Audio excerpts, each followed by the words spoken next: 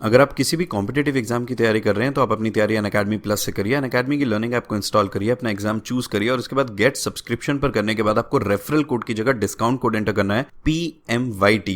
ये discount code enter करते ही आपको मैक्सिमम डिस्काउंट मिल जाएगा और ये डिस्काउंट कोड पूरे अनअकैडमी पर वैलिड है। भले ही आप UPSC, SSC, bank, CDS, NDA, state PSC, UGC, IIT, NEET किसी भी एग्जाम की अगर आप तैयारी कर रहे हैं, PMYT ये डिस्काउंट कोड लगाइए, आपको मैक्सिमम डिस्काउंट मिल जाएगा।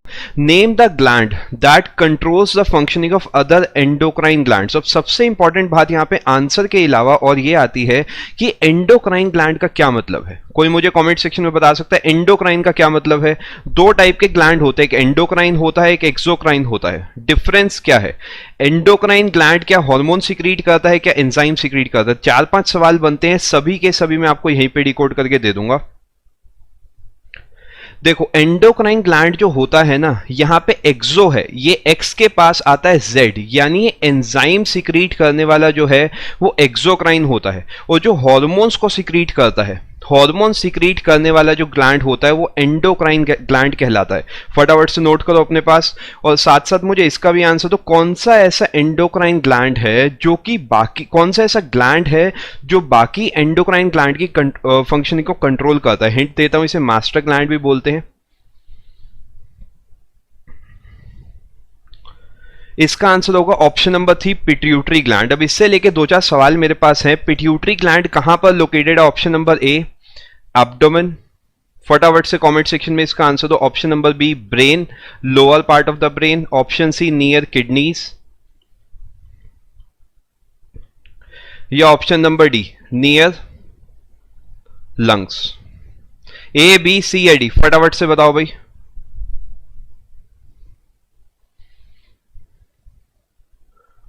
Lower part of brain, brain आ रहा है, मैक्सिमम लोगों का आंसर बिल्कुल सही है। Option number B brain. देखो मैं क्लियर कर देता हूं, पिट्यूटरी ग्लैंड जो है आपके ब्रेन के पास लोकेटेड होता है, याद रखना। तो इसका आंसर ऑप्शन नंबर बी होगा। जो ब्रेन आपका होता है उसके अंदर उसके पास लोकेटेड होता है पिट्यूटरी ग्लैंड। इसे मास्टर ग्लैंड भी बोला जाता है, मास्टर ग्लैंड भी बोला जाता है। मेरी कोशिश ये रहेगी सिर्फ टीसीएस के सवाल ना डिस्कस कराते हुए, टीसीएस से बहुत ज्यादा सवाल मैं आपको डिस्कस कराऊं, क्योंकि देखो सवालों का पैटर्न सेम रहेगा लेकिन सवाल तो बदलेंगे। तो कोशिश ये है जितने यहां पे गिवन है सबको हम डिस्कस कर लेते हैं। फटाफट से बताओ एड्रीनल ग्लैंड कहां पर लोकेटेड है? एड्रीनल ग्लैंड जो है ये कहां पर लोकेटेड है? कोई मुझे बता सकता है? यही 4 ऑप्शन है। फटाफट से भी कमेंट सेक्शन में आओ, मैक्सिमम लोगों ने आंसर देना है। एड्रीनल ग्लैंड कहां पर है? A, B, C या D? किडनी, नियर किडनीज, बिल्कुल सही। नियर किडनी, बिल्कुल किडनी के ऊपर लोकेटेड होता है एड्रीनल ग्लैंड। जब भी आप किसी प्रॉब्लम में होते हो, जब किसी से लड़ाई हो गई, कोई डर गए, ये जितनी भी पैनिक की सिचुएशंस होती है, जो घबराने वाली सिचुएशन होती है, उसमें इससे हार्मोन सिक्रीट होता है जो आपको इंस्टेंटेनियसली रिस्पॉन्ड करने में मदद करता है। आई होप इन्फॉर्मेशन क्लियर हो गई होगी। फटाफट से आगे चलते हैं। मैं फिर से बता देता हूं, जिन्होंने अभी अभी ज्वाइन करा है, पीडीएफ की बिल्कुल भी टेंशन मत लेना, सारे पीडीएफ सारा डेटा मिल जाएगा। सेशन को अच्छे से अटेंड करो, क्योंकि देखो सिर्फ पीडीएफ लेने से काम नहीं बनता, पीडीएफ लैपटॉप मोबाइल में पड़ी रह जाती है। जो यहां सीखोगे वो एक्चुअल में अपने साथ जाएगा एग्जाम में। चलो अगला सवाल देखते हैं। विच of the following has the highest protein content पर ग्राम? बहुत बार ये सवाल पूछा जाता है। इन चारों में से बताओ सबसे ज्यादा प्रोटीन किसमें पाया जाता है? पूरे 15 सेकेंड्स हैं आपके पास। सोयाबीन, एप्पल, ग्राउंडनट या wheat? Secret during excitement, fear, soybean. फटाफट से बताओ भाई। ऑप्शन नंबर ए आ रहा है सोयाबीन, बहुत बढ़िया। पीडीएफ की बिल्कुल कोई भी टेंशन ना ले, पीडीएफ आप सभी को मिल जाएगी। सोयाबीन इसका बिल्कुल सही आंसर होगा। सोयाबीन जो होता है उसमें प्रोटीन कंटेंट बहुत ज्यादा होता है। अब देखो यहां ऑप्शन में एसएससी कभी भी आपको कंफ्यूज ये नहीं करेगा कि सोयाबीन के साथ यहां पे आपको एग दे दिया या मशरूम दे दिया, ऐसा कंफ्यूजन कभी भी नहीं होगा। तो आपको क्या करना है, बहुत ज्यादा इस डिबेट में नहीं जाना कि सर पर ग्राम एग, पर ग्राम सोयाबीन, पर ग्राम मशरूम। आपको कॉन्सेप्ट को समझना है। इसके साथ साथ मुझे फटाफट से कोई कॉमेंट सेक्शन में बता सकता है कि एप्पल में कौन सा एसिड होता है? Name the acid present in the Apple. फटाफट से बताओ भाई। जैसा मैंने आपको पहले बताया, this will not be simple question and answer. आपसे मैं इससे बहुत बड़े लेवल पे चीजों को डिस्कस करने वाला हूं। अगर ये सेशन पूरा देख लेते हो तो ये मान लेना जीएस का मेजर पोर्शन यहीं पर तैयार हो जाएगा, कहीं नहीं भटकना। मैलिक एसिड, मैलिक एसिड आ रहा है मैक्सिमम लोगों का आंसर, बहुत बढ़िया। एप्पल में मैलिक एसिड होता है, बिल्कुल सही, बहुत बढ़िया, मैलिक एसिड, हाँ बिल्कुल सही, मार्क कर सकते हो। अगला सवाल देखते हैं फटाफट से। विच of the following is a communicable disease? Communicable disease में देखो कम्युनिकेशन आ रहा है, यानी अगर मैं आपके कांटेक्ट में हूं, आप किसी और के कांटेक्ट में गए, तो बेसिकली ये डिसीज पर्सन ए से पर्सन बी जाएगी, पर्सन बी से पर्सन सी जाएगी, पर्सन सी से पर्सन डी जाएगी, यानी ये कम्युनिकेशन से, अगर आप किसी से मिलोगे बात करोगे तो उससे ट्रांसफर हो सकती है। अब एक चीज ध्यान रखना, बहुत लोगों को लगता है जो अस्थमा है, अस्थमा क्योंकि आपकी रेस्पिरेटरी डिसीज है, रेस्पिरेशन से आपकी सांस की नली फेफड़ों से जुड़ी है, बहुत लोगों को लगता है कि हो सकता है ये कम्युनिकेबल हो, लेकिन ये कम्युनिकेबल नहीं होती। याद रखना, डायबिटीज जो है जिसे शुगर बोलते हो जनरली, ये भी कम्युनिकेबल नहीं होती। इसका करेक्ट आंसर होगा option number C, measles. Which hormone leads to the expulsion of milk from the breast during Suckling?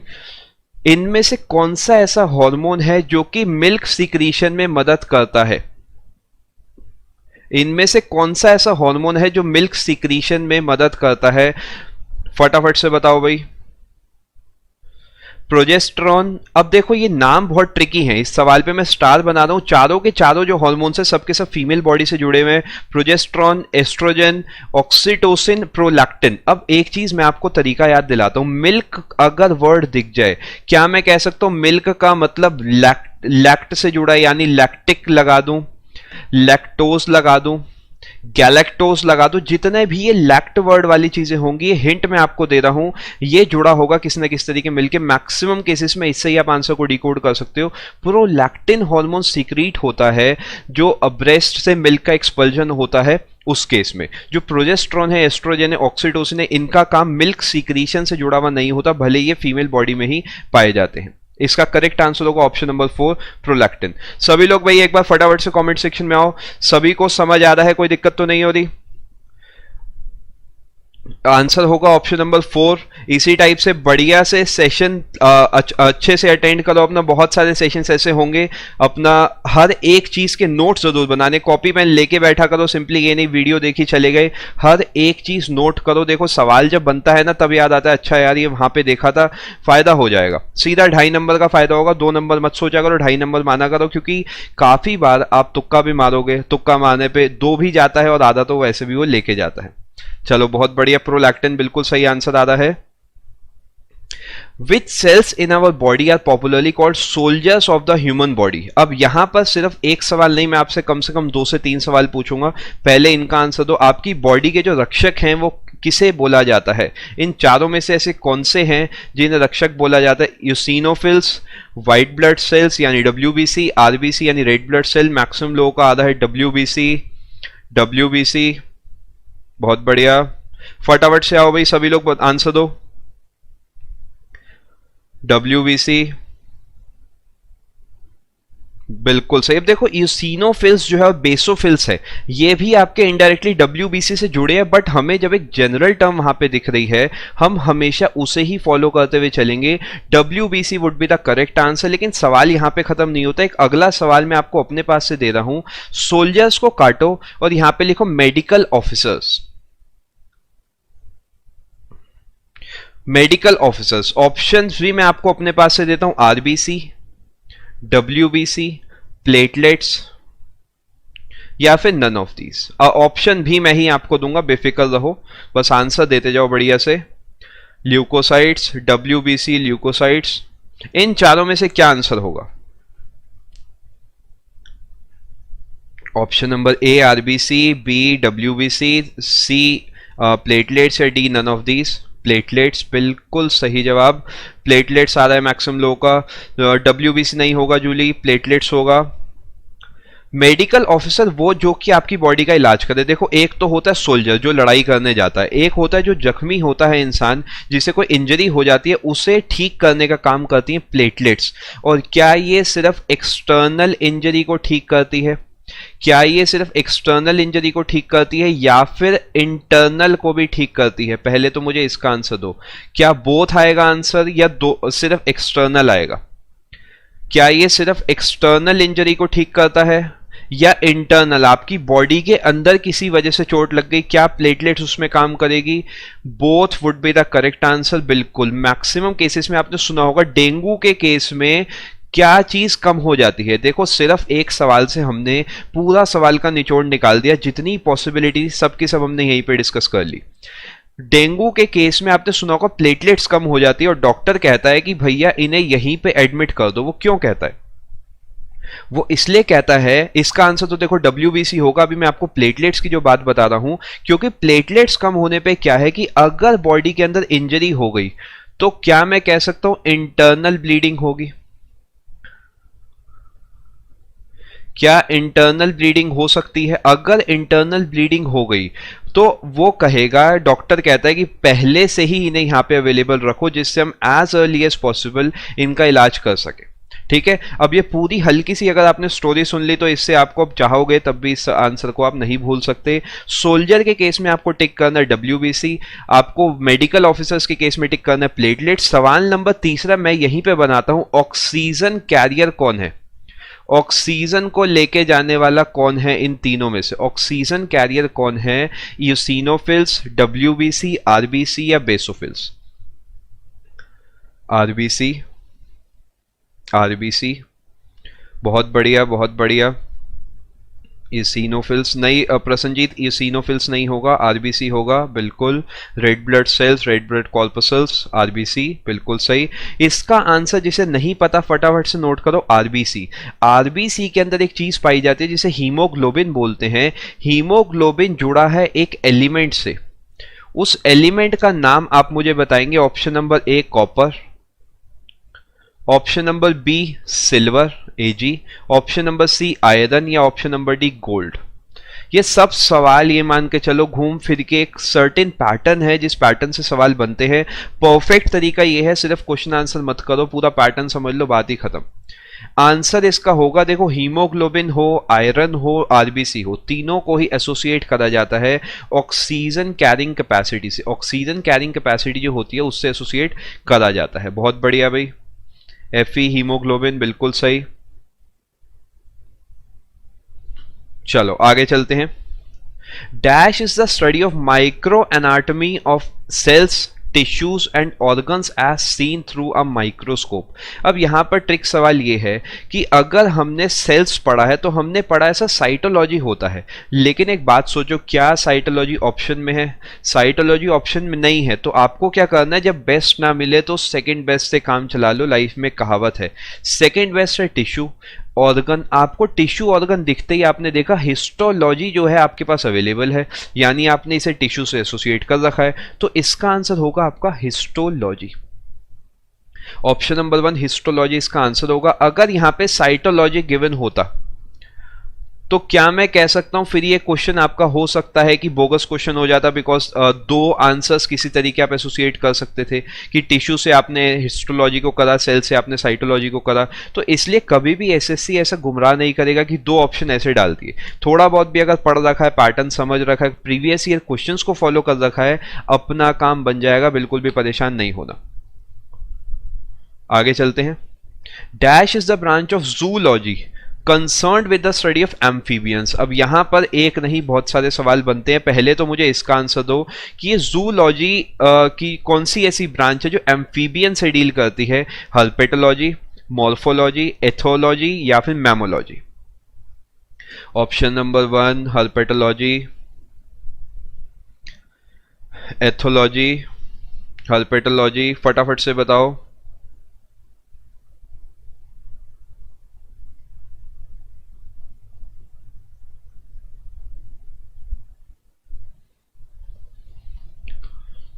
फटाफट से जिन्होंने अभी अभी ज्वाइन करा भाई, हेलो गुड इवनिंग, फटाफट से आओ भाई, आंसर दो। फर्स्ट ऑप्शन आ रहा है मैक्सिमम लोगों का हर्पेटोलॉजी। अब एम्फीबियन क्या होते हैं? दूसरा सवाल मेरा ये आता है, क्या ये वो होते हैं जो कि विंटर्स एंड समर्स दोनों में, अब ऑप्शन नंबर है विंटर्स एंड समर्स में जिनका ब्लड टेम्परेचर सेम रहता है, क्या ये वो होते हैं जो लैंड एंड वाटर दोनों पे रह लेते हैं? क्या ये वो होते हैं जो कोल्ड ब्लडेड होते हैं? क्या ये वो होते हैं जो हॉट ब्लडेड होते हैं? कोई मुझे इसका आंसर दे सकता है? आप बताओ, विंटर समर जिनका ब्लड टेम्परेचर सेम रहता है, लैंड एंड वाटर में रहने वाले, कोल्ड ब्लडेड या हॉट ब्लडेड? आंसर होगा लैंड एंड वाटर, दोनों में रहने वाले हैं, बिल्कुल ऑप्शन नंबर बी होगा सही, लैंड एंड वाटर दोनों में रहने वाले, यानी जो जमीन पर और पानी पे दोनों में रह सकते हैं। एग्जाम्पल आप इसमें सबसे कॉमन जो आपने सुना होगा फ्रॉग सुना होगा। जूलॉजी जो है क्या ये एनिमल से डील करता है या फिर ये डील करता है प्लांट्स से? 150 लिखने का है, इससे बहुत ऊपर सवाल मैं यहाँ पे आपके डिस्कस कराने वाला हूँ, बेफिक्र रहना, नंबर को छोड़ो, बस हर एक सवाल का फुल इंटेंसिटी से आंसर दिए जाओ, कुछ ही पलों बाद आपको लगेगा कि आपकी तैयारी पहले से बहुत ही बढ़िया है। जूलॉजी, बॉटनी, प्लांट्स, बिल्कुल जूलॉजी, देखो जू का मतलब एनिमल से जुड़ा हुआ है, तभी आपने सुना होगा जू जाते हो तो वहां एनिमल्स देखने जाते हो। अगर प्लांट्स की मैं बात करूंगा तो यहाँ पे बॉटनी वर्ड आ जाएगा।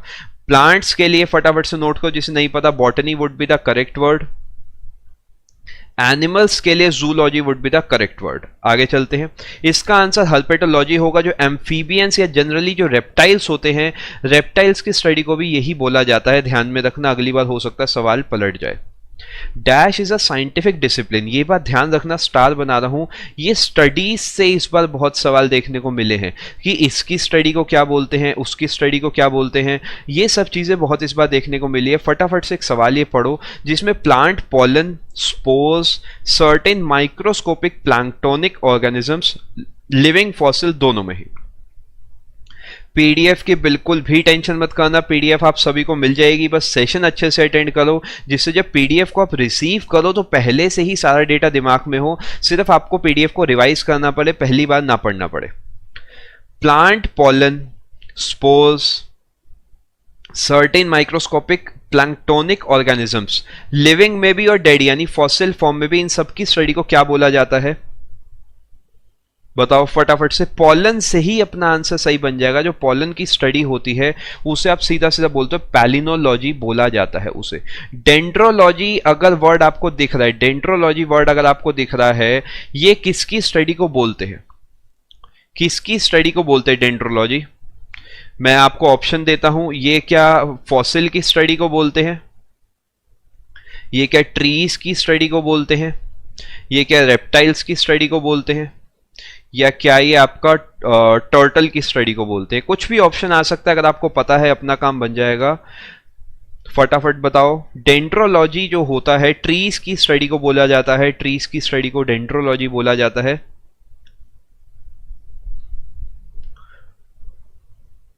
ट्रीज की स्टडी को बोला जाता है, नहीं न्यूरॉन्स की स्टडी को नहीं बोलेंगे मंजीत, न्यूरॉन्स की स्टडी को नहीं बोलेंगे। न्यूरॉन जो हो गया आपका ब्रेन से एसोसिएटेड हो गया, सेम उसी तरीके जैसे कि आप नेफ्रॉन को एसोसिएट करते हो किडनीज से।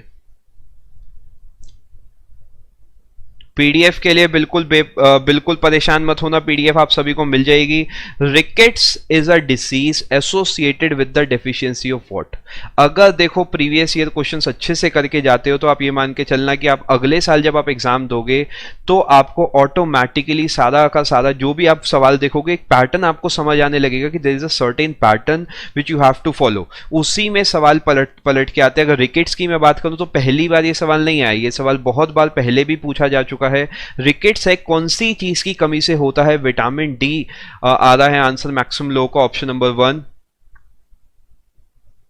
ऑप्शन नंबर 1 होगा बिल्कुल सही आंसर, विटामिन डी। सवालों को थोड़ा सा पलटते हैं, रिकेट्स की जगह मैं लिखता हूं स्कर्वी, इसी ऑप्शन में मुझे आंसर दो। Scurvy is a disease associated with the deficiency of what? सिर्फ प्रीवियस ईयर सवाल नहीं करके जाने, नया भी पढ़ के जाना है, मैं नया भी आपको साथ साथ ही करा रहा हूं।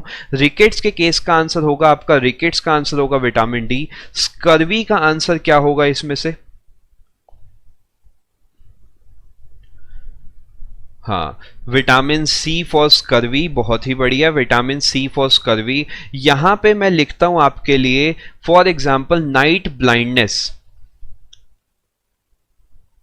नाइट ब्लाइंडनेस, फिर से यही 4 ऑप्शन है, मेरा टारगेट ये है कि यहीं पे आपको चारों के चारों ऑप्शन डिकोड करके दे दूं, परेशान बिल्कुल नहीं होना। नाइट ब्लाइंडनेस के केस में आपको बताना है विटामिन ए, बिल्कुल सही भाई, बहुत बढ़िया। फॉर योर रेफरेंस जो रिकेट्स वाले का आंसर होगा विटामिन डी होगा। विटामिन डी की कमी से क्या होता है, रिकेट्स बीमारी हो जाती है जिसमें जो बोन्स हैं वो वीक हो जाती हैं, जो बोन्स है वो बिल्कुल स्ट्रेट की जगह हल्की सी टेढ़ी हो जाती है, चलने में बहुत परेशानी होती है उस केस में। अब मैं आपको क्लियरली बता देता हूँ, जो जना पीडीएफ के लिए परेशान है भाई, पीडीएफ के लिए बिल्कुल भी परेशान मत होना, आपको लिंक मिल जाएगा। प्रतियोगिता मंत्र आपको सर्च करना है टेलीग्राम चैनल पे, सारी की सारी पीडीएफ आपको वहां मिल जाएगी। ये जो मैं आपको पढ़ा रहा हूँ सेशन, ये भी आपको वहीं पे मिल जाएगा, परेशान बिल्कुल मत होना पीडीएफ के लिए। आगे चलो, during photosynthesis green plants use energy from sunlight to synthesise क्या। यहां पर ही सवाल रुक जाना चाहिए था, इससे आगे अगर जाओगे तो जरूरत नहीं है, एक्स्ट्रा इंफॉर्मेशन है, एक्स्ट्रा इंफॉर्मेशन पढ़ना चाहो पढ़ सकते हो, लेकिन यहीं पे आंसर आ जाना चाहिए। फोटोसिंथेसिस में क्या बनता है, फ्रॉम CO2 एंड वाटर। अब हमें क्या याद होता है, हमें याद होता है सर ऑक्सीजन, हम बस ऑक्सीजन पढ़ के जाते हैं। एसएससी ने हल्का सा सवाल को घुमा दिया, ऑक्सीजन ऑप्शन में दिया ही नहीं, फ्रक्टोज, ग्लूकोज, सुक्रोज और गैलेक्टोज दे दिया। ग्लूकोज, हाँ देखो जो प्लांट होता है जनरली स्पीकिंग वो क्या काम करता है, वो क्या काम करता है, एक तो वो ऑक्सीजन बनाता है और इसके अलावा वो क्या करता है, वो फूड बनाता है। हम दो चीजें लेते हैं प्लांट से, एक तो हम ऑक्सीजन लेते हैं, एक हम खाना लेते हैं। ऑक्सीजन तो ऑप्शन में है नहीं, दूसरा होगा फूड। अब फूड किस रूप में बनाएगा, फूड बनाता है ग्लूकोज के रूप में। बेसिकली जो आपका CO2 होती है वो वाटर के साथ सनलाइट की प्रेजेंस में मिलती है और आपको बनाती है ग्लूकोज और ऑक्सीजन, ये आपको प्रोवाइड वो कर देती है। इसका करेक्ट आंसर होगा ग्लूकोज।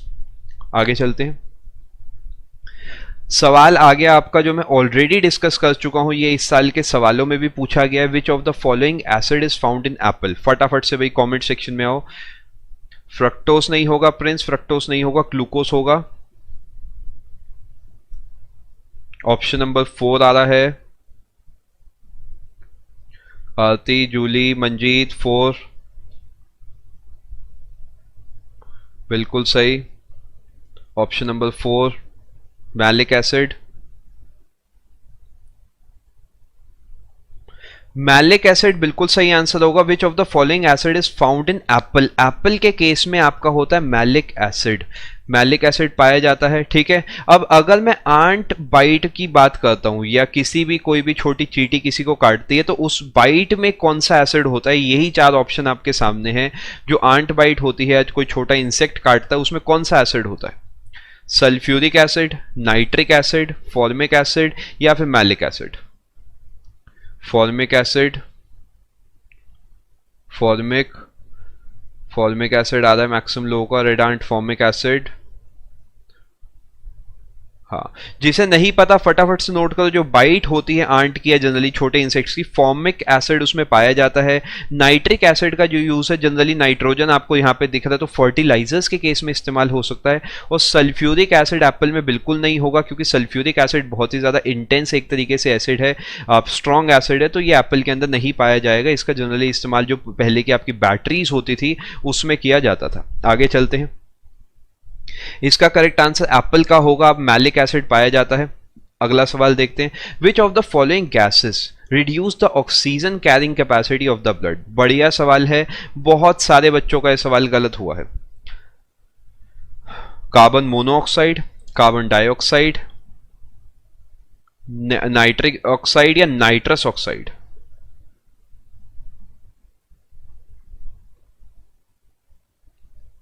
मोनोऑक्साइड या डाइऑक्साइड, यहीं पर सारी डिबेट सेटल हो जानी है। नाइट्रिक नाइट्रस से कोई मतलब नहीं है, आपकी बॉडी के अंदर जब जाती है तो कार्बन डाइऑक्साइड इतनी परेशानी नहीं करती। कार्बन मोनोऑक्साइड की जो एफिनिटी होती है, देखो जो हीमोग्लोबिन है उसे ऐसे मान के चलो ये कहीं जा रही थी, अब ये क्या करती है, मिलती है ऑक्सीजन से, तो ऑक्सीजन के साथ ये एक पेयर बनाती है और चली जाती है। लेकिन अगर इसे रास्ते में मिल गई कार्बन मोनोऑक्साइड तो ये इसके साथ पेयर बनाना पसंद करती है। अब अगर मान लो इसने इसके साथ पेयर बना दिया तो फिर ये पेयर तो टूट जाएगा। अब ऑक्सीजन अगर बॉडी तक नहीं पहुंचेगी तो क्या होगा, तो प्रॉब्लम होगी। बॉडी तक अगर ऑक्सीजन नहीं पहुंच रही तो क्या ग्लूकोज आपका एनर्जी में कन्वर्ट हो पाएगा, ग्लूकोज एनर्जी में कन्वर्ट नहीं हो पाएगा। अब अगर ग्लूकोज एनर्जी में कन्वर्ट नहीं होगा तो आपकी बॉडी वीक हो जाएगी, बेसिक सा फंडा है ये। यानी आपकी बॉडी को काम करने के लिए आपको कार्बन मोनोऑक्साइड की प्रेजेंस नहीं होनी चाहिए, ये चीज ध्यान रखना। कार्बन मोनोऑक्साइड होगा इसका सही answer. The deficiency of which nutrient causes night blindness. ये सवाल को आप ये भी कह सकते हो कि अगर आपने पुरानी चीज पढ़ रखी है, आप प्रीवियस ईयर फॉलो करके जाते हो जैसे मैं आपको अभी करा रहा हूं, तो इस सवाल को आप ऐसे भी कह सकते हो सर ये तो क्वेश्चन रिपीट हो गया। Vitamin A, proteins, vitamin K या vitamin C. Vitamin A, vitamin A,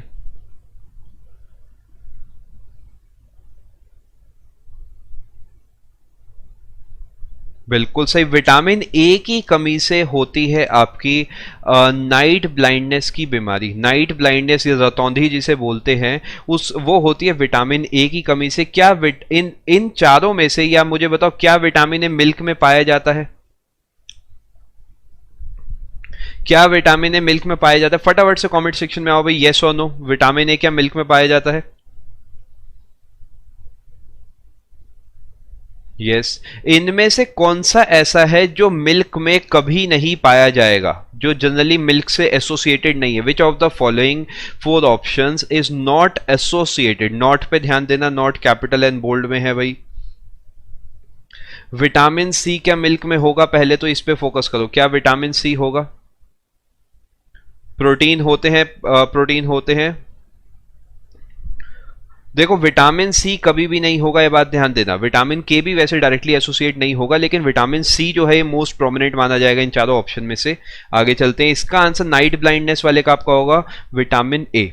आगे चलो, what is the popular name of ascorbic acid? Ascorbic acid का पॉपुलर नाम क्या है भाई? फटाफट से बताओ।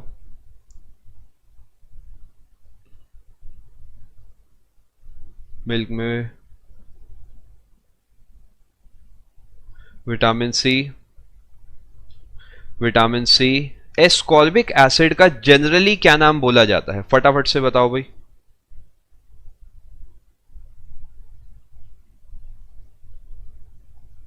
पीडीएफ बिल्कुल मिलेगा, पीडीएफ के लिए बिल्कुल परेशान मत होना। एस्कॉर्बिक एसिड का जो जनरल नाम है वो आपका होता है विटामिन सी। विटामिन सी क्या मैं कह सकता हूं, ये सिट्रस फ्रूट्स में मिल सकता है आपको। सिट्रस यानी खट्टे फलों के अंदर, खट्टी चीजों के अंदर आपको मिलता है। और क्या मैं कह सकता हूं एक सिट्रिक एसिड है, वो भी एसोसिएटेड है इसी चीज से। सिट्रिक एसिड हो गया, और भी काफी सारी चीजें जो आपकी खट्टी होती हैं और वो विटामिन सी से डायरेक्टली या इनडायरेक्टली एसोसिएटेड होती हैं। आगे चलो, विच of the following is a vestigial organ? Vestigial organ का अगर मतलब पता है तो आप बता सकते हो, यानी जो है तो लेकिन किसी काम का नहीं है। जो है तो लेकिन किसी काम का नहीं है।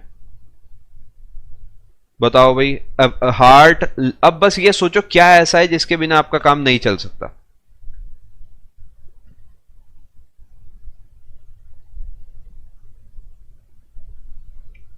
अपेंडिक्स।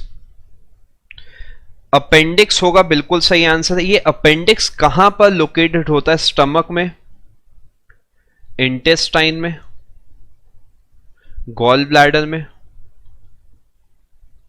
या फिर लंग्स में? ए, बी, सी या डी? अपेंडिक्स कहां पर लोकेटेड होता है इन चारों में से? बताओ फटाफट से मुझे।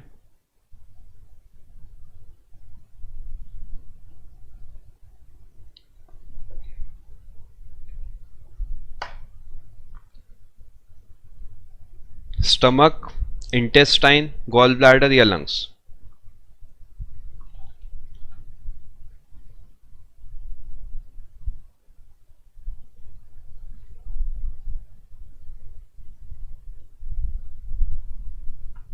देखो जो अपेंडिक्स होता है वो आपका इंटेस्टाइन का एंड वाला पोर्शन आप मान सकते हो। इंटेस्टाइन जो आपका होता है, लार्ज इंटेस्टाइन, वहां लोकेटेड होता है। इसका ह्यूमंस में कोई भी इस्तेमाल नहीं है। ये जो हमारे एंसेस्टर्स होते थे, जो पहले के लोग होते थे, उसमें फिर भी काम आता था, अब नहीं आता। ऑप्शन फिर से देता हूं इसी सवाल का, 4 ऑप्शन पलटता हूं। इसका आंसर अपेंडिक्स कहां होगा? इसका आंसर इंटेस्टाइन है। वेस्टिजियल ऑर्गन का दूसरा सेट मैं आपको बना के देता हूं, उसमें मैं लिखता हूं टंग, मोलर, विजडम टूथ, या प्री मोलर करो इसे, या फिर कैनाइन। ए, बी, सी या डी? फटाफट से बताओ।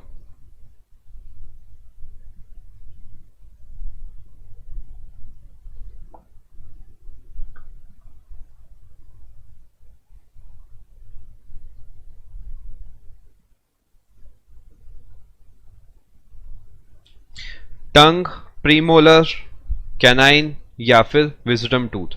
विजडम टूथ जो होता है जिसे अक्कल दाढ़ आप बोलते हो, जो एंड वाला आपका दांत होता है, उसका कोई इतना इस्तेमाल नहीं होता, क्योंकि अब जो हम खाना खाते हैं वो पहले जैसा हम खाना नहीं खाते, इतना रॉ फूड हम नहीं कंज्यूम करते।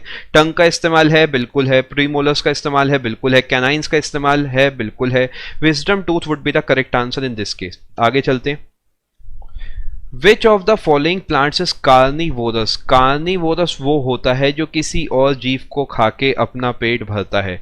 सिप्रेस vine, Venus fly trap, amaryllis या फिर याकिंथ। फटाफट से बताओ, ए, बी, सी या D.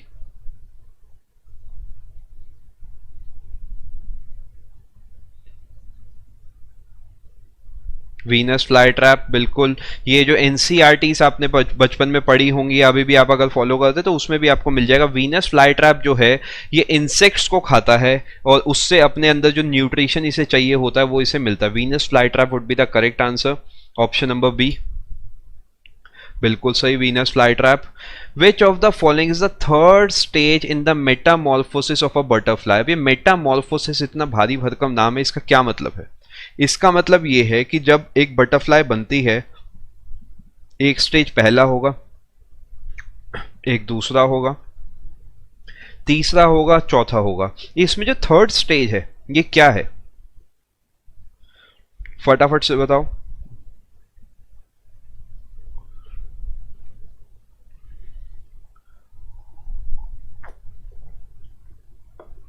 Pupa, larva, egg, adult.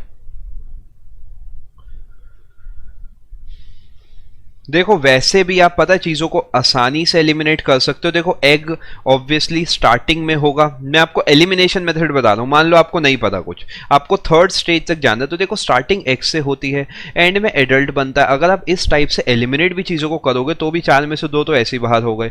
Answer correct होगा प्यूपा, जो थर्ड स्टेज होती है बटरफ्लाई के बनने की। बटरफ्लाई को एडल्ट भी बोला जाता है, तो उसका आंसर होगा आपका pupa. Pupa is the third stage in the Metamorphosis या फिर life cycle of a butterfly.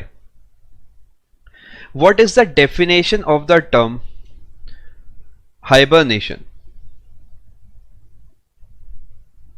Egg, larva, pupa, adult, बिल्कुल सही। फटाफट से बताओ, हाइबरनेशन का इनमें से क्या मतलब हो सकता है?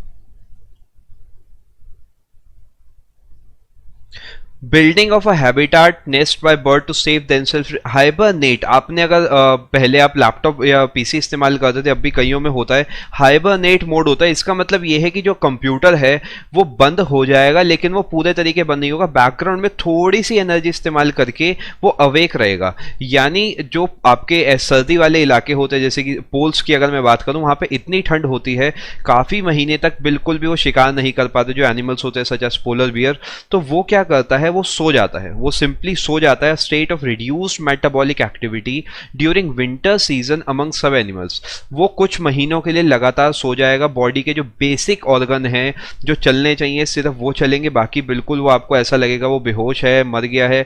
यानी ये जितनी सिचुएशन होती है हाइबरनेशन बोलते हैं। जब फिर से जो एक्सट्रीम विंटर है ये खत्म होके नॉर्मल टेम्परेचर्स की तरफ सर्वाइव करने लायक टेम्परेचर की तरफ जब आता है, उस केस में वो फिर से वापस उठ के अपने काम पे लग जाता है। इसका करेक्ट आंसर होगा ऑप्शन नंबर 3 आपका, state of reduced metabolic activity during winter season among some animals. आगे चलें। 9 teeth does an adult human have. ये बहुत लोग गलत करके आए हैं। कितने कैनाइन होते हैं एक एडल्ट ह्यूमन में? अब ये एडल्ट वर्ड देना एसएससी के लिए क्यों जरूरी था, इस पे भी बात करेंगे। पहले तो मुझे इसका आंसर दो, हमारे पास कितने कैनाइन होते हैं? 2, 4, आरती का 4 आया, मंजीत 4, जूली 2, प्रसन्नजीत 2, विवेक 4, प्रसन्नजीत 4, विक्रम 4, साक्षी 4। फटाफट से बताओ भाई। देखो एक लॉजिक मैं आपको बताता हूँ मंजीत, 2122 नहीं होगा। एक बार सोचो, 2122 अगर होता है तो आप 7 का पेयर बनता है, 7 4 28 हो जाएगा। तो आपको जो लास्ट वाला मोलर है वो एडल्ट के केस में ऐड करना पड़ेगा, इसलिए 2123 आएगा, बाकी सही है 4 2। देखो एक पैटर्न समझो, अगर मैं बात करता हूँ कैनाइन की, तो अगर मैं ऊपर वाला सेट बनाता हूँ, नीचे वाला सेट बनाता हूँ, तो क्या मैं कह सकता हूँ यहाँ से डिवाइडेड है, येस और नो? फटाफट से बताओ भाई, जो हम गिनते हैं क्या वो एक साइड को गिनते हैं, येस और नो? क्या हम एक साइड पे फोकस करते हैं? एक बेसिक एलिमिनेशन मेथड सिखाता हूं, मैं तो कहता हूं आपको नहीं आता कुछ, फिर भी कैसे आंसर दें। अब अगर आप एक साइड को गिन रहे हो और यहां पे अगर सिंगल एक भी था, तो क्या मैं कह सकता हूं ऑटोमेटिकली 4 का मल्टीपल तो होगा ना? सोच के देखो, 4 का मल्टीपल तो होना चाहिए कि अगर 1 होगा तो 1 इंटू 4 होगा, 2 होगा 2 इंटू 4 होगा, 3 होगा 3 इंटू 4 होगा। यानी सिंगल 2 तो हो ही नहीं सकता, क्योंकि अगर इधर होगा सामने भी होगा, ऐसे ही 2 नीचे होंगे, 3 भी नहीं हो सकता। ये तो ऐसे ही हट गए। अब बचा क्या? 8 और 4। तुक्का मारने में भी अब पहले से बेहतर हो गए हो। इन दोनों में से अगर आप तुक्का भी मारते हो, मान लो आपको नहीं आता, उस केस में भी आप आंसर बता पाओगे कि आंसर यहाँ पे 8 या 4 में से कोई है। फॉर योर रेफरेंस आंसर होगा 4। कैसे? कॉपी पेन उठाओ, फटाफट से नोट करो, लिखो टीथ फॉर्मूला कोड जैसे लिखना है लिखो। एडल्ट की अगर मैं बात करता हूं, एडल्ट का होता है 2123 अपॉन 2123, यानी 2 1 2 3। 2 आपके होंगे सबसे पहले इंसिजर्स, फिर 1 होगा कैनाइन, फिर 2 होंगे प्रीमोलर और 3 होंगे आपके मोलर। टोटल करके देखो, 2 2 4 5 3 8। 8 एक साइड में है, 8 कहां पर है? एक साइड पे, यानी इधर 8 तो इधर 8, ऊपर हो गए 16, नीचे भी हो गए 16, टोटल हो गए 32। आपने सुना होगा 32 दांत होते हैं, यानी 2123 चलता है आपका एडल्ट के केस में। और जो आपका चाइल्ड होता है उस केस में ये फॉर्मूला काम नहीं करता, उस केस में टोटल ही आपका निकल के आता है 20। एडल्ट के केस में याद रखना 2123 होगा आपका करेक्ट फॉर्मूला। चले भाई आगे। विच of the following creatures is ओवीपैरस? ओवीपैरस कौन सा है? मैं आपको यहां पे उसका भी फॉर्मूला बता देता हूं। अगर मैं चाइल्ड की बात आपसे करता हूं, चाइल्ड के केस में भी लिख लो 2102 अपॉन 2102, यानी इंसिजर्स 2 ही रहेंगे, कैनाइन 2 ही रहेंगे, ये चेंज नहीं होते। प्री मोलर नहीं होता और मोलर होते हैं 2, यानी टोटल आता है 5। 5 में भी ये देखो, अगर एक साइड पे 5, इधर भी 5, नीचे इधर 5, इधर 5, टोटल हो गया आपका 20। अब आ जाओ फिर से इस सवाल पे अपने। विच of the following creatures is ओवीपैरस? ओवीपैरस क्या होता है और वीवीपैरस क्या होता है? ओवीपैरस क्या एग देता है या क्या ये यंग वन देता है? एग लेइंग और young one laying. Frog, egg laying, ओवीपैरस, बिल्कुल सही। फटाफट से आओ भाई सभी लोग कमेंट सेक्शन में।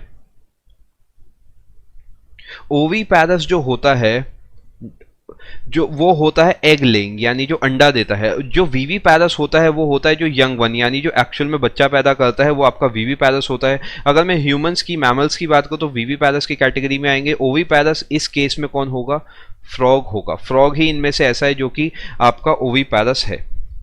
विच of the following is the smallest bird in the world? ये नाम पक्का सुना होगा, स्मॉलेस्ट, लार्जेस्ट, आप स्टार्टिंग में इन जनरल भी आप जरूर याद करके जाना, पता होना चाहिए सबसे छोटा एग किसका है, सबसे छोटा बर्ड कौन सा है। रॉबिन, फिंच, डायमंड फायरटेल या B hummingbird? B hummingbird.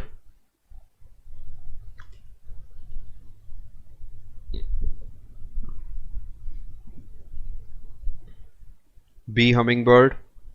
Option number 4 B hummingbird बिल्कुल सही आंसर होगा। बी हमिंग बर्ड जो है सबसे छोटा बर्ड है, बहुत छोटा बर्ड होता है ये। Who discovered the first vaccine for small pox? सबसे पहली वैक्सीन स्मॉल पॉक्स की किसने डिस्कवर करी थी? Small pox. ये ध्यान देना, यहाँ पे पेनिसिलिन नाम का कोई चीज की बात नहीं हो रही है, कीप दिस इन माइंड। यहाँ पर एलेक्जेंडर फ्लेमिंग जो है वो स्मॉल पॉक्स से एसोसिएटेड नहीं है। Alexander Fleming, Louis Pasteur, John Hunter या एडवर्ड जेनर? एडवर्ड जेनर ने आपकी स्मॉल पॉक्स की जो एक बीमारी है उसके लिए वैक्सीन की खोज करी थी। उस समय की बहुत बड़ा एक तरीके से खोज थी ये, कि क्योंकि ये बीमारी लाखों लोगों को मार रही थी, तो इन्होंने जो आविष्कार करा था इससे पूरी दुनिया में ये एक्चुअल में फेमस हो गई थी। जो इनका काम था उससे लाखों लोगों की जान बची थी, अपने आप में बहुत बड़ी बात है ये। आगे चलते हैं। DNA stored majorly in the dash of the cell? फटाफट से बताओ भाई। डीएनए, अब ये मेजरली वर्ड इसलिए लिखा गया है क्योंकि सिर्फ डीएनए न्यूक्लियस में तो नहीं होगा, और भी किसी जगह हो सकता है। मेजरली का मतलब कि मैक्सिमम आप ये मान के चलो क्वांटिटी में कहां पे स्टोर्ड होता है? न्यूक्लियस, गोल्गी बॉडी, साइटोप्लाज्म या प्लाज्मा मेम्ब्रेन? सबसे ज्यादा जो स्टोर होता है वो न्यूक्लियस के अंदर आपका स्टोर होता है, न्यूक्लियस के अंदर आपका डीएनए स्टोर होता है। डीएनए की फुल फॉर्म बताओ भाई, डीएनए की फुल फॉर्म क्या होगी? डीएनए में बस डी की फुल फॉर्म बता दो, डी की, बाकी मैं लिख देता हूं न्यूक्लिक एसिड। थोड़ा बहुत काम मेरी तरफ से हो जाएगा, थोड़ा बहुत काम आपकी तरफ से हो जाए। न्यूक्लिक एसिड, डीएनए में डी की फुल फॉर्म बता दो। डीऑक्सी, सिर्फ डीऑक्सी नहीं होगा, सिर्फ डीऑक्सी नहीं होगा, डीऑक्सी के आगे भी कुछ है, मैं लिख देता हूं यहां पे जिसे नहीं पता, डीऑक्सी राइबो न्यूक्लिक एसिड। और आरएनए की अगर बात करूं, फटाफट से नोट कर सकते हो अपने पास, DNA deoxyribonucleic acid. और अगर आरएनए की मैं बात करता हूं तो आरएनए में बस यहां पे ये लगा देना, ये राइबो न्यूक्लिक एसिड जो होगा वो आरएनए की फुल फॉर्म कहलाती है। बिल्कुल सही, मैक्सिमम लोगों का आंसर सही है भाई। आई होप तैयारी बहुत बढ़िया चल रही होगी। तैयारी में भाई कोई कसर मत छोड़ना, तैयारी हम आपकी पूरी की पूरी तैयारी कराने वाले, बिल्कुल परेशान मत होना तैयारी को लेके। फटाफट से आंसर दो। क्या मैं कह सकता हूं उसी सवाल को बस पलट दिया और कुछ भी नहीं करा इस सवाल में? अभी पहले बात हुई थी इस सवाल की, तब उसी सवाल को पलट के फिर से दे दिया एक दूसरे सेट में। तो ये मान के चलो ये जो सेशन आप अटेंड कर रहे हो इसमें से कई सारे सवाल आपको दोबारा भी देखने को मिल सकते हैं, दोबारा भी आपको देखने को मिल सकते हैं। परेशान बिल्कुल मत हो, बस हर एक सवाल को ऐसे करो कि बार बार परेशान ना होना पड़े, बार बार चीजों को पढ़ना ना पड़े। नाइट ब्लाइंडनेस इनमें से भैया किस चीज की कमी से होता है? विटामिन ए की कमी से होता है नाइट ब्लाइंडनेस, बिल्कुल सही। ऑप्शन नंबर 3 जो है आपका बिल्कुल करेक्ट आंसर होगा। आगे चलो। Name the tissue that transports food, यहीं पर सवाल खत्म हो जाता है, to various parts of a plant. फटाफट से बताओ भाई, फूड कैरिंग टिश्यू कौन सा है प्लांट के अंदर? दो मेन है जो ट्रांसपोर्टर आपकी बॉडी में होते हैं, जाइलम फ्लोएम।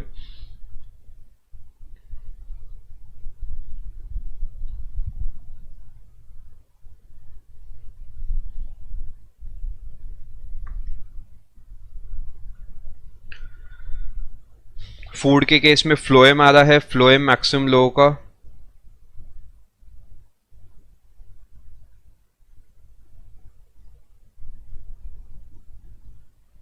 फ्लोएम, देखो फ्लोएम में एफ की आवाज आ रही है, फूड में भी आ रही है, बात ही खत्म, अपना परेशान नहीं होना। फ्लोएम जो है वो फूड से एसोसिएटेड, जो जाइलम है वो आपका एसोसिएटेड है वाटर से, यानी जो वाटर कैरिंग आपका टिश्यू होता है वो आपका होता है जाइलम, जो फ्लोएम होता है वो फूड कैरिंग टिश्यू आपका होता है।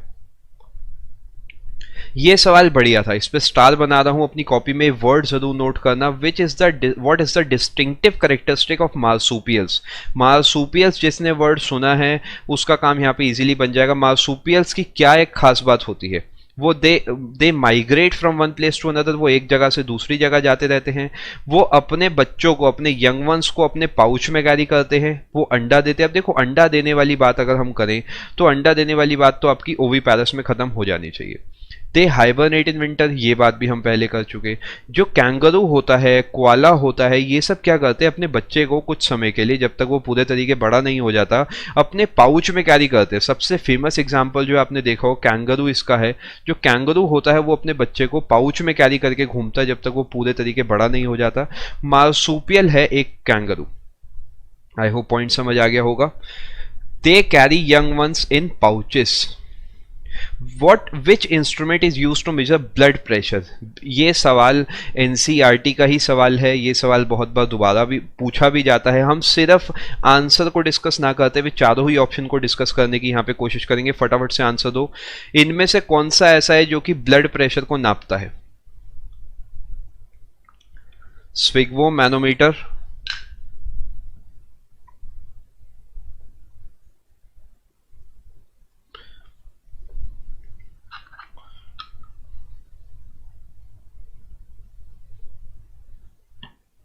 देखो जो स्विग्मो मैनोमीटर जो होता है वो आपका ब्लड प्रेशर यानी बीपी को नापने में काम आता है।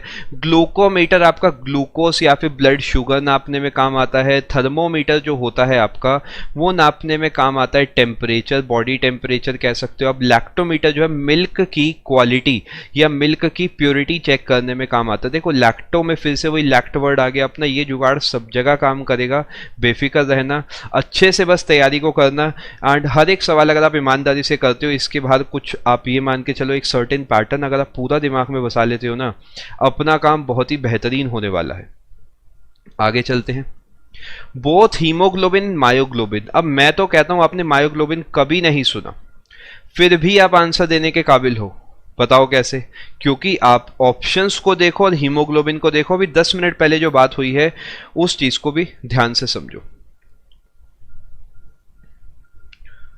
जूली आप पहले इसे पूरे को फोकस करके चलते हैं, ये वाला पूरा निपटा के उसे भी आपके लिए बहुत जल्दी प्लान करेंगे। अभी एक कोशिश ये करो कि जो यहां पर अवेलेबल है इसे 100% कर लो, क्योंकि सीपीओ सीजीएल जितने भी एग्जाम्स है एसएससी के सब इंटरलिंक्ड हैं।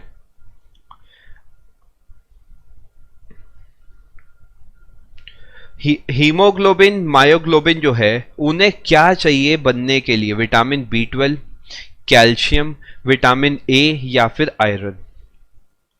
बताओ भाई फटाफट से।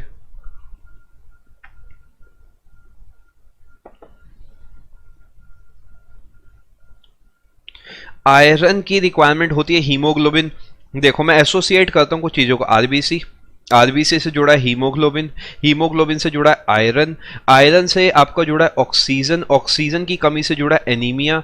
यानी इस टाइप से चीज़ों को लिंक करो, चाहे वो आयरन की कमी बोलो, हीमोग्लोबिन। अल्टीमेटली बस ये समझना है कि अगर आप इनमें से कोई सा भी देखते हो तो आप इंटरलिंक चीज़ों को कर सकते हो। इंटरलिंक करके ही देखो पढ़ाई करी जाती है, तभी बेहतरीन रिजल्ट आपके सामने आते हैं। Identify the part of brain that controls the maintenance of posture, balance, main word and equilibrium। यानी आप सीधा चल पा रहे हो तो इनमें से किसकी वजह से चल पा रहे हो ये पता है, बात ही खत्म। सेरिब्रम, डायंसीफेलॉन, ब्रेन स्टेम या सेरिबेलम? जो बैलेंस बना हुआ है कि अगर कोई सीधा खड़ा हुआ है तो वो किसी वजह से ही सीधा खड़ा हुआ है, ये क्या रीजन है? सेरिबेलम जो है आपकी बॉडी का पोस्चर कंट्रोल करता है, जो बैलेंस आपका बनता है।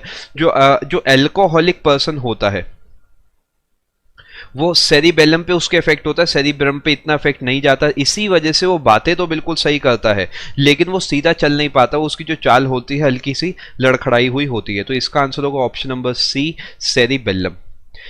इन which part of body is blood produced? Blood आप इनमें से किस पार्ट में प्रोड्यूस होता है? अब यहां पर कभी भी वो स्प्लीन नहीं देगा। अगर स्प्लीन मिलेगा आपको सवाल में तो फिर आप कह सकते हो डिबेटेबल सवाल ये बन गया। 2/3 पार्ट ऑफ, नहीं जूली वो सेरिब्रम होगा, सेरिब्रम होगा, सेरिबेलम नहीं होगा। आंसर करेक्ट पता होना बहुत जरूरी है, मैं यहीं पे सब चीजें इंप्रूव कराते हुए चलूंगा। बोन मैरो, बोन मैरो में आपका जो ब्लड है वो बनता है। बोन मैरो आपने सुना भी होगा। जो ब्लड कैंसर हो जाता है वो इन चारों में से किससे एसोसिएटेड होता है? जो ब्लड कैंसर है वो इन चारों में से किससे एसोसिएटेड है? Again the answer would be bone marrow, क्योंकि बोन मैरो में जो ब्लड बनता है वो सही नहीं बन पाता। एंड ब्लड कैंसर आप कह सकते हो बोन मैरो, स्प्लीन, इन सब चीजों से ही जुड़ा हुआ। हार्ट का काम सिर्फ और सिर्फ पंप करना है और कुछ नहीं है। हार्ट का काम ब्लड से जुड़ा हुआ। ब्रेन का काम ब्लड को कंज्यूम करके उससे इंफॉर्मेशन प्रोसेस करना। लंग्स का काम है प्यूरिफाई करना। किडनी का काम है फिल्टर करना चीजों को। बोन मैरो बिल्कुल सही। आगे चलो। विल्सन्स डिसीज, कॉपी पेन उठा लो, कॉपी में नोट करो विल्सन्स डिसीज। ये सीधा सीधा लीवर ब्रेन पे इफेक्ट करती है। विल्सन डिसीज जो होती है ये इनहेरिटेड होती है, यानी फादर टू सन या फिर पेरेंट टू चाइल्ड ट्रांसफरेबल है। एक्सेस अमाउंट ऑफ कॉपर इसमें जमा हो जाता है। ये थोड़ा सा टेढ़ा है इसलिए मैं खुद ही आपको इसका आंसर बता दूं। बॉडी के अंदर जब कॉपर एक्स्ट्रा जमा हो जाता है तो आप कह सकते हो कि विल्सन डिसीज हो जाती है। सवाल को मैं थोड़ा सा पलटता हूं, देखता हूं कौन कौन आंसर दे सकते हैं। यहां पर विल्सन डिसीज की जगह मैं काट के लिख रहा हूं एनीमिया। यहां पर लिख रहा हूं कुछ नहीं, माइनस बना दिया मैंने। बताओ इनमें से क्या आंसर होगा? कोई और हिंट नहीं है, एनीमिया लिखा है। इनहेरिटेड को भी काट दो। यानी कमी हो गई, माइनस इंडिकेट करता है कमी हो गई, डेफिशिएंसी बोलो कुछ भी बोलो। एनीमिया जो है आयरन की कमी से, एनीमिया वाले का आंसर है आयरन, विल्सन डिसीज का आंसर है आपका कॉपर, बिल्कुल। गुड इवनिंग भाई, good evening. N adult human body has dash bones. अब भैया इससे आसान सवाल नहीं मिलेगा 2 नंबर कमाने के लिए, फटाफट से आंसर दो, आगे बढ़ते हैं, इस पे ज्यादा टाइम नहीं लगाएंगे।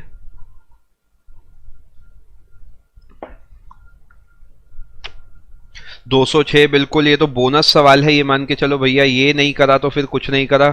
206 आंसर बिल्कुल सही होगा। 206 हड्डी होती है एक इंसान के अंदर। इसके साथ साथ मैं आपको एक और इन्फॉर्मेशन दे देता हूँ, कुछ और सवाल डिस्कस करते हैं। J Thomson received the Nobel Prize in physics. अब बहुत लोगों को लगता है सर फिजिक्स में कहा, इन्होंने तो electron, proton, neutron, positron option में, यहाँ तो केमिस्ट्री होना चाहिए, बट नहीं। J Thomson received the Nobel Prize in physics for the discovery of what. J Thomson ने क्या बनाया था? स्कूल में टीचर ने एक तरीका याद कराया होगा, ईंट पर नाच वाला, देखें जरा किस किस को याद है। इलेक्ट्रॉन की डिस्कवरी करी थी जे थॉमसन ने, और जे थॉमसन ने ना एक्चुअल में इलेक्ट्रॉन की जगह इन्होंने बेसिकली ये बताया था कि जो गैसेस होती है वो इलेक्ट्रिसिटी कंडक्ट करती हैं। अब भाई गैसेस अगर इलेक्ट्रिसिटी कंडक्ट कर दे तो कोई तो पार्टिकल होगा जो लेके जा रहा होगा उसे, कोई तो ऐसी चीज होगी, उसका नाम इन्होंने दे दिया भैया ये आज से इलेक्ट्रॉन है। तो इन्हें माना गया कि तुमने डिस्कवरी करी है इलेक्ट्रॉन की। ठीक है भाई, इसका आंसर इलेक्ट्रॉन होगा, आपका पॉजिट्रॉन, न्यूट्रॉन, प्रोटॉन बिल्कुल भी नहीं होगा। अगले सवाल की तरफ चलते थे। Amount of light, very important question, entering into I can be controlled and regulated by dash. फटाफट से आंसर दो।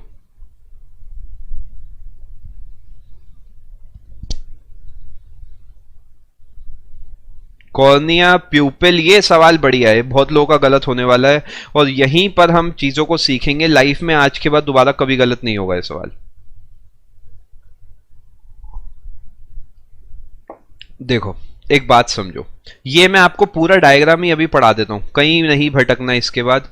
ये अगर आपकी आई है तो क्या मैं कह सकता हूं फ्रंट पोर्शन जो होगा आपका वो पार्ट होगा जो बल्ज हो रखा होता है, जो ब्लैक कलर का आपको बाहर से दिखता है। इस पार्ट का नाम बताओ मुझे, ये जो मैंने डार्क शेड से कर रखा है इसका नाम बताओ।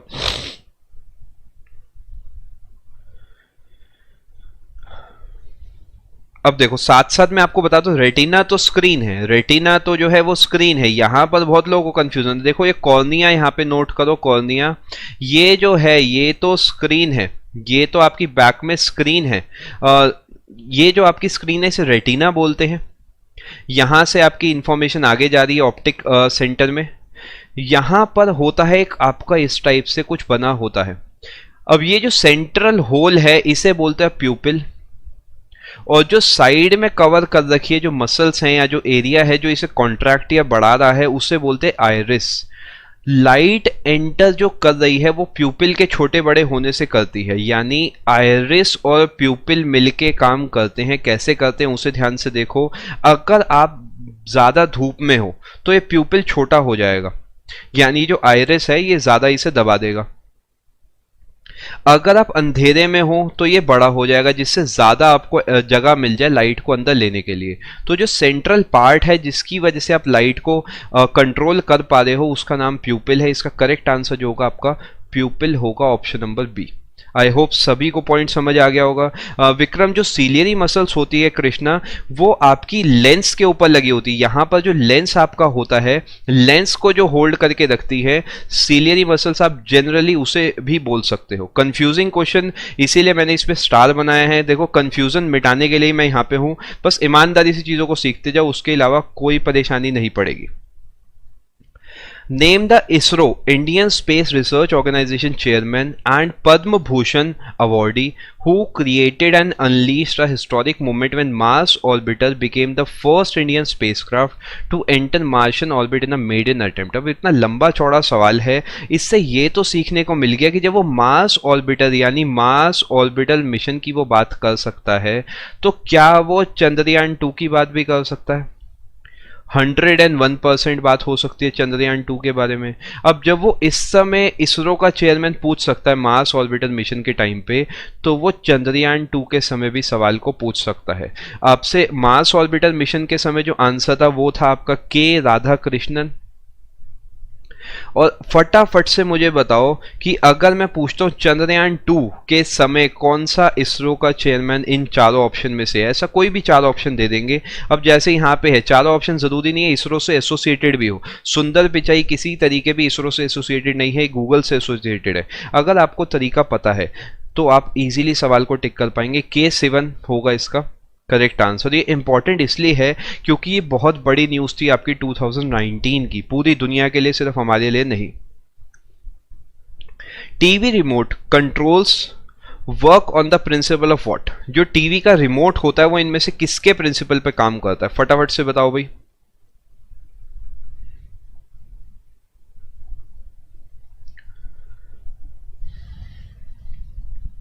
K7 पहले वाले का बिल्कुल सही आंसर है। Infrared waves option number 2, ultrasonic, laser, Bluetooth, चार ऑप्शन दिख रहे हैं। देखो डिकोड करना स्टार्ट करते हैं सवाल को। ब्लूटूथ टेक्नोलॉजी तो यार नहीं, ये तो बात गलत है। ब्लूटूथ तो बाद में आया है, आपका ब्लूटूथ टेक्नोलॉजी नहीं हो सकता। लेजर टेक्नोलॉजी भी नहीं हो सकता। लेजर क्यों नहीं हो सकता? क्योंकि लेजर को अगर हम बात करते हैं तो लेजर टेक्नोलॉजी टीवी रिमोट में इस्तेमाल नहीं की जा सकती। अल्ट्रासोनिक जो है, सोनिक यानी आपका साउंड से जुड़ा है। आपका आंसर होगा इंफ्रारेड वेव्स। इंफ्रारेड वेव्स होती हैं जो ट्रैवल करती हैं आपके टीवी रिमोट के ऊपर वाले बल्ब से टीवी तक, और उसकी वजह से जो इंफॉर्मेशन होती है वो ट्रांसफर होती है। करेक्ट आंसर होगा ऑप्शन नंबर 2, इंफ्रारेड वेव्स। फिर से बता देता हूं, पीडीएफ के लिए कोई भी परेशान मत होना भाई, क्लियरली सुन लो। पीडीएफ मिल जाएगी टेलीग्राम चैनल पे, हमारे प्रतियोगिता मंत्रा पे आप सर्च करना, वहां पे सभी आपको कंपाइल्ड पीडीएफ चीजों की मिल जाएगी। Pierre Curie, Marie Curie, Henri Becquerel, ये बेक्यूरल और क्यूरी ये जो है ना, ये यूनिट भी है इस चीज की। जो आंसर है ना वो इनके नाम से इतने बेहतरीन तरीके जुड़ा हुआ है कि वो इनकी यूनिट भी है। रेडियो एक्टिविटी, एक्सरेज, थर्मोडायनेमिक्स या मिरर इमेजेस? बताओ भाई।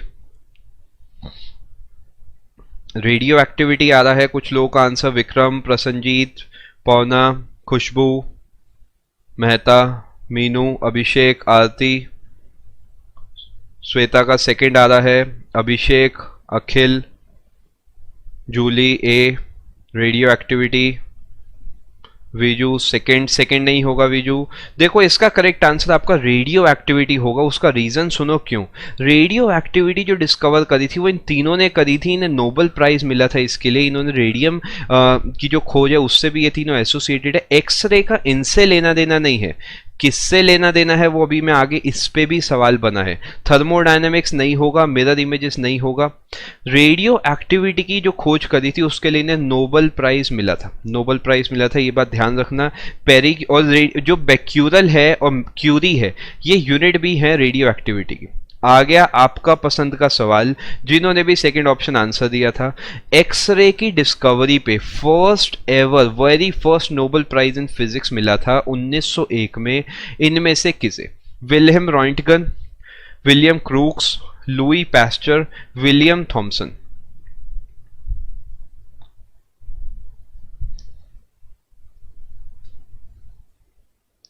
विल्हेम रॉन्टगन, इन्होंने एक्सरे का आविष्कार करा था। एक आपने फोटो भी जरूर देखी होगी, एक हाथ की फोटो है जिसे माना जाता है कि इन्होंने सबसे पहला जो एक्सरे का इमेज है वो है विल्हेम रॉन्टगन इसका बिल्कुल सही आंसर होगा। इन्होंने आविष्कार करा था एक्सरे का। आगे चलते हैं। ये थोड़ा सा करंट का है लेकिन थोड़ा सा जुड़ा इधर से भी, इसलिए मैं इसे डिस्कस कराना चाहूंगा because I think this is important. Brazilian physicist and astronomer dash was awarded the 2019 Templeton Prize worth rupees 1.4 million for his work blending science and spirituality। अब पॉइंट यहाँ पर इंपॉर्टेंट ये है कि हम लोग मानते हैं जो साइंस है हमारी उसका स्पिरिचुअल लाइफ से कोई लेना देना नहीं है। यानी जो हम फेथ वाली बातें करते हैं, भगवान है, ऐसा है, वैसा है, धर्म है, उसका साइंस से लेना देना नहीं है। लेकिन लिंक धीरे धीरे बनता जा रहा है साइंस और स्पिरिचुअलिटी के बीच में। इस लिंक को बनाने में बहुत ही बेहतरीन काम जो आपका करा है वो करा है मार्सेलो ग्लेसिस ने हैं, और ये जो काम करा है इसके लिए इन्हें एक्चुअल में टेम्पलेटन प्राइज मिला है, टेम्पलेटन प्राइज मिला है 2019 का। Keep this in mind. कहाँ के हैं ये? ब्राजील के हैं, फिजिसिस्ट एंड एस्ट्रोनॉमर है। चलें आगे। आई होप यहां तक सभी को सारे पॉइंट क्लियर होंगे। फिर से एक बार बता देता हूं क्योंकि काफ़ी लोग परेशान है पीडीएफ को लेके। आपको टेलीग्राम पर जाना है, टेलीग्राम पर सर्च करना है प्रतियोगिता मंत्रा। जब आप ये सर्च करोगे आपको वहां पर हमारा जो ग्रुप है वहां से आपको सारी पीडीएफ्स कंपाइल्ड मिल जाएगी। बिल्कुल भी परेशान मत होना। जो पीडीएफ में जो मैं आपको अभी सेशन दे रहा हूँ इसकी भी, इससे पहले जो हमने सेशन डिस्कस करें उसकी भी, जो कल आपका इंग्लिश का था उसकी भी आपको पीडीएफ्स मिल जाएगी। पीडीएफ को लेके बिल्कुल भी परेशान मत होना।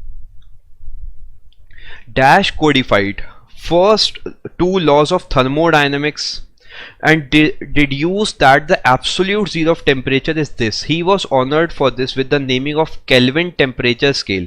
ये सवाल बढ़िया है, इसमें मैं स्टार बना रहा हूँ। ये स्टार बनाना हूँ ऐसा इसलिए इंपॉर्टेंट है क्योंकि यहां पर आपको केल्विन तो कहीं दिख ही नहीं रहा। अब आप ढूंढने चले होंगे केल्विन को, लेकिन जो केल्विन है उनका दूसरा नाम भी है कुछ, जो उनका एक्चुअल नाम है वो इन चारों में से कोई है। कोई मुझे आंसर बता सकता है? William Crookes, William Thomson, Robert Hooke या लुई अल्वारेज? बताओ फटाफट से। किसने पहले दो लॉज बताए थे थर्मोडायनेमिक्स के? उसी ने ये भी बताया था जो एब्सोल्यूट जीरो है, यानी जो आपका टेम्परेचर कम से कम जा सकता है वो 273.15 डिग्री सेल्सियस है माइनस का। ऑटोमेटिकली एक रिलेशन भी बन गया आपका कि जो सेल्सियस है उसका केल्विन से क्या रिलेशन है। जो भी सेल्सियस में टेम्परेचर होगा उसमें ये जोड़ दो, आपका केल्विन में टेम्परेचर आ जाएगा। जिसे नहीं पता कॉपी पेन उठा लो, this is important. William Thomson, फटाफट नोट करो। विलियम क्रूक्स नहीं होगा खुशबू, फटाफट से नोट करो। William Thomson would be the correct answer. इन्हें लॉर्ड केल्विन के नाम से भी जाना जाता था एंड विलियम थॉमसन इस सवाल का आपका सही आंसर होगा। जो पहले दो लॉ हैं ये इन्होंने ही बनाए थे। आगे चलते हैं। Who invented the atomic battery in 1912? 1912 में आपकी एटॉमिक बैटरी किसने बनाई थी मैं आपको बता देता हूं। इनमें से किसने जिसे भी ऑप्शन ब्लर दिख रहे हैं एक बार अगर वीडियो क्वालिटी बढ़ा सकते हो तो बेटर रहेगा आपके लिए। एटॉमिक बैटरी किसने बनाई थी? हेनरी मोजले।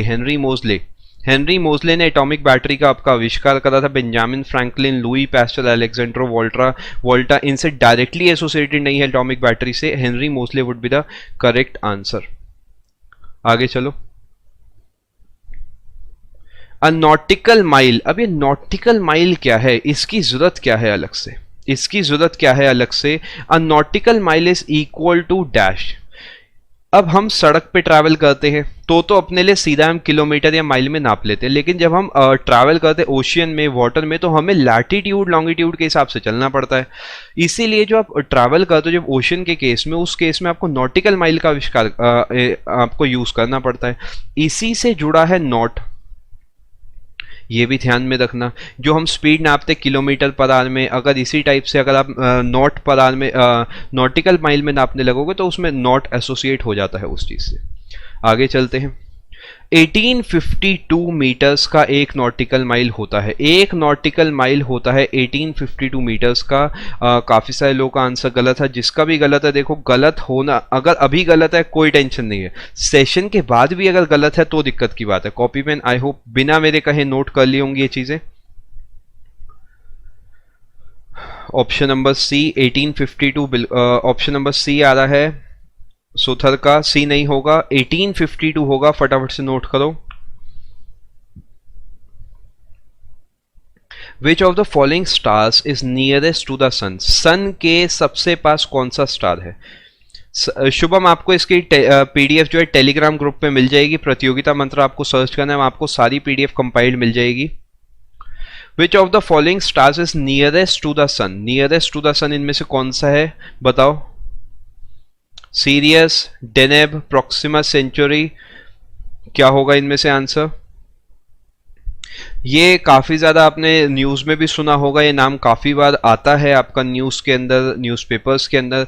प्रॉक्सिमा सेंचुरी जो है ये आपका सबसे पास है सन के, और पास का मतलब ये नहीं है कि 2-4 साल में पहुंच जाओगे, लाइट ईयर्स डिस्टेंस है। लाइट ईयर क्या होता है कि लाइट एक साल में कितना ट्रैवल कर रही है, यानी वो एक्चुअल में बहुत ही बड़ा डिस्टेंस हो गया। ऐसा नहीं कि हम वहाँ जा सकते, अभी अपने पास इतनी बढ़िया टेक्नोलॉजी नहीं है कि हम एक्चुअल में वहाँ पे ट्रैवल कर पाए। नियरेस्ट टू द सन लिखो कॉपी में, आगे लिखो स्टार, आगे लिखो Proxima Centauri. A traditional battery, जो पहले बैटरी चलती थी, contains which of the following chemicals, कौन सा ऐसा केमिकल है जो उसमें पाया जाता है। सिर्फ एक बात ध्यान रखना, जो बैटरी है वो एसोसिएटेड किससे है, एसिड से। ये बात तो पक्की है, एसिड निकलता था, मूवी वगैरह भी बड़ी देखते हो, गंगा जल वगैरह भी शायद देखी होगी। तो वो कोई ऐसा एसिड है जो बहुत ही ज़्यादा स्ट्रांग है। स्ट्रांग एसिड ज़रा पहचान के बताओ मुझे इसमें से। H2SO4 sulphuric acid, sodium bicarbonate ना, इथेनॉल नहीं, इथाइलिन ग्लाइकोल नहीं, सल्फ्यूरिक एसिड जो दिख रहा है, हाँ सर ये स्ट्रॉन्ग एसिड है। इसका मतलब सल्फ्यूरिक एसिड ही पाया जाता होगा आपका बैटरी के अंदर। अब इसमें क्या होता है, बैटरी के अंदर जो आयनाइजेशन होता है सल्फ्यूरिक एसिड का, जिससे आपकी जो पावर है वो प्रोड्यूस होती है। ऑप्शन नंबर 2 होगा H2SO4। फटाफट से नोट करो, जिसने नहीं नोट करा आगे चलते हैं। Which instrument is used to measure the intensity of light, यहीं पर बात रुक जानी चाहिए। Produced by an unknown source in terms of a standard source। अब इस बात का क्या मतलब है, इसे समझते हैं। इस बात का ये मतलब है कि आपके कहीं पे आपको पता है कि इससे सर्टेन अमाउंट ऑफ एनर्जी निकल रही है, इसके कंपैरिजन में इससे 5 टाइम्स एनर्जी निकल रही है, ऐसा कुछ यहाँ पे इसका मतलब है। यानी basically you are comparing the intensity of light of 2 sources, इससे वर्सेस इससे। डायनेमोमीटर तो डायनेमो तो एसोसिएटेड है इलेक्ट्रिसिटी मैग्नेटिज्म से, कैलिपर भी इससे एसोसिएटेड नहीं है। वर्नियर कैलिपर, अगर आप वर्नियर कैलिपर की बात करते हो तो वो मेजरमेंट से एसोसिएटेड है, वर्नियर कैलिपर। एमीटर की बात करते हो तो इलेक्ट्रिसिटी से एसोसिएटेड है। ऑप्शन ही अपने आप बचा फोटो। फोटो का मतलब है क्या, फोटो का मतलब लाइट, यानी लाइट को मीटर यानी नापने से जुड़ा हुआ कोई ऐसी चीज। आई होप पॉइंट समझ आ गया होगा। कोई ऐसी चीज जो इंटेंसिटी ऑफ लाइट को नापने में मदद करती है, फोटोमीटर होगा इसका सही आंसर। आगे चलो, आई होप यहां तक सभी को पॉइंट बिल्कुल क्लियर होगा।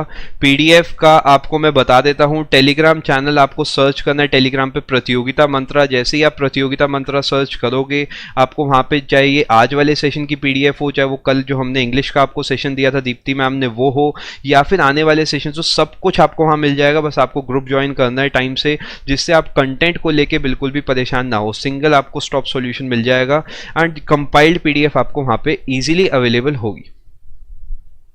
Identify the unit of measuring intensity of sound. Sound को जब आप नापते हो तो इनमें से किस में नापते हो, फटाफट से बताओ भाई। डेसिबल्स, कैंडेला, नॉट्स और ampere. Decibel,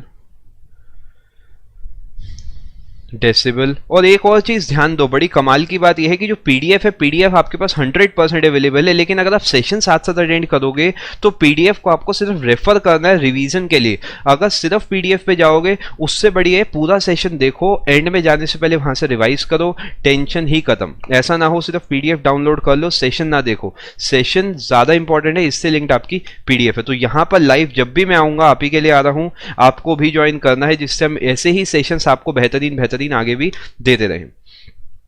decibel, candela, knots, ampere. इसमें से बस मुझे बता दो कि अगर मैं एक बोट में बैठा हूं, आंसर आपके रेफरेंस के लिए जो है साउंड का भी मैं बताता हूं। एक बोट में बैठा हूं, बोट एक स्पीड से चल रही है, इन चारों में से किससे मैं उसकी स्पीड नापूंगा। एक बोट में बैठा हूं मैं, मान लो, किससे नापूंगा मैं इसकी speed.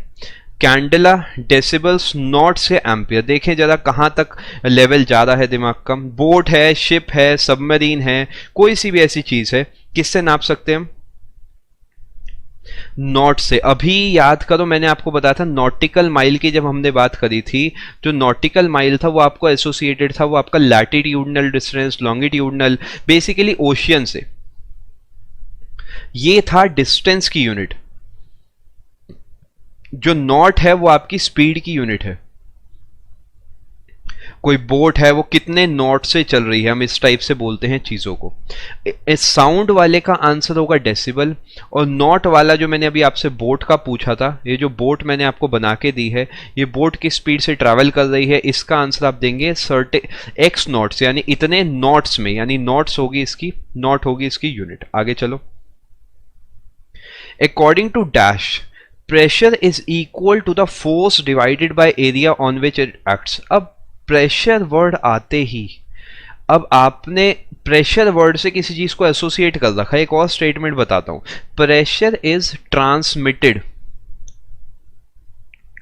Equally in all directions. ये स्टेटमेंट ज्यादा आपने सुनी होगी, मैं जानता हूं, लेकिन फिर भी कोशिश करो ऑप्शंस को एलिमिनेट करो कि कौन कौन सा नहीं हो सकता, कौन कौन सा नहीं हो सकता, फटाफट से हटाओ। न्यूटन लॉ हो सकता है सर, न्यूटन लॉ अगर आप फोर्स की बात करो तो फोर्स और एरिया का रिलेशन नहीं देता, ये देता है आपका मोमेंटम, बेसिकली वेलोसिटी एक्सेलरेशन से लेना देना, ये नहीं हो सकता। स्टीफन बोल्ट्जमैन लॉ जो है वो आपका रेडिएशन से एसोसिएटेड है, ब्लैक बॉडी रेडिएशन से, ये भी नहीं हो सकता। हुक्स लॉ जो आपका है ये आपका इलास्टिसिटी वगैरह से रिलेटेड है, ये भी नहीं हो सकता। क्या बचा? पास्कल्स लॉ बचा, जो कि ऑटोमेटिकली आपका रिलेट करता है प्रेशर से। तो डबली श्योर हम होगा कि इसका आंसर होगा पास्कल्स लॉ, यानी ये कह रहा है pressure is equal to the force divided by the area on which it acts. जैसे कि अगर मैं आपसे बात करता हूं, इस टाइप से कोई एरिया है, अब मैं कोई एक ऑब्जेक्ट यहां पे रख रहा हूं, इस टाइप से मैंने रखा है, ये 10 किलो का ऑब्जेक्ट है, ये केस नंबर 1 है, यही केस नंबर 2 है, मैंने इसे ऐसे रख रखा है। तो बस मुझे, ये भी 10 किलो का है, मुझे बताओ ज्यादा प्रेशर मोर किस में होगा, 1 में या 2 में? प्रेशर ज्यादा किस में होगा? अगर मैं फ्लोर की बात करता हूं, 1 में या 2 में ज्यादा प्रेशर किस पे होगा, 1 में या 2 में?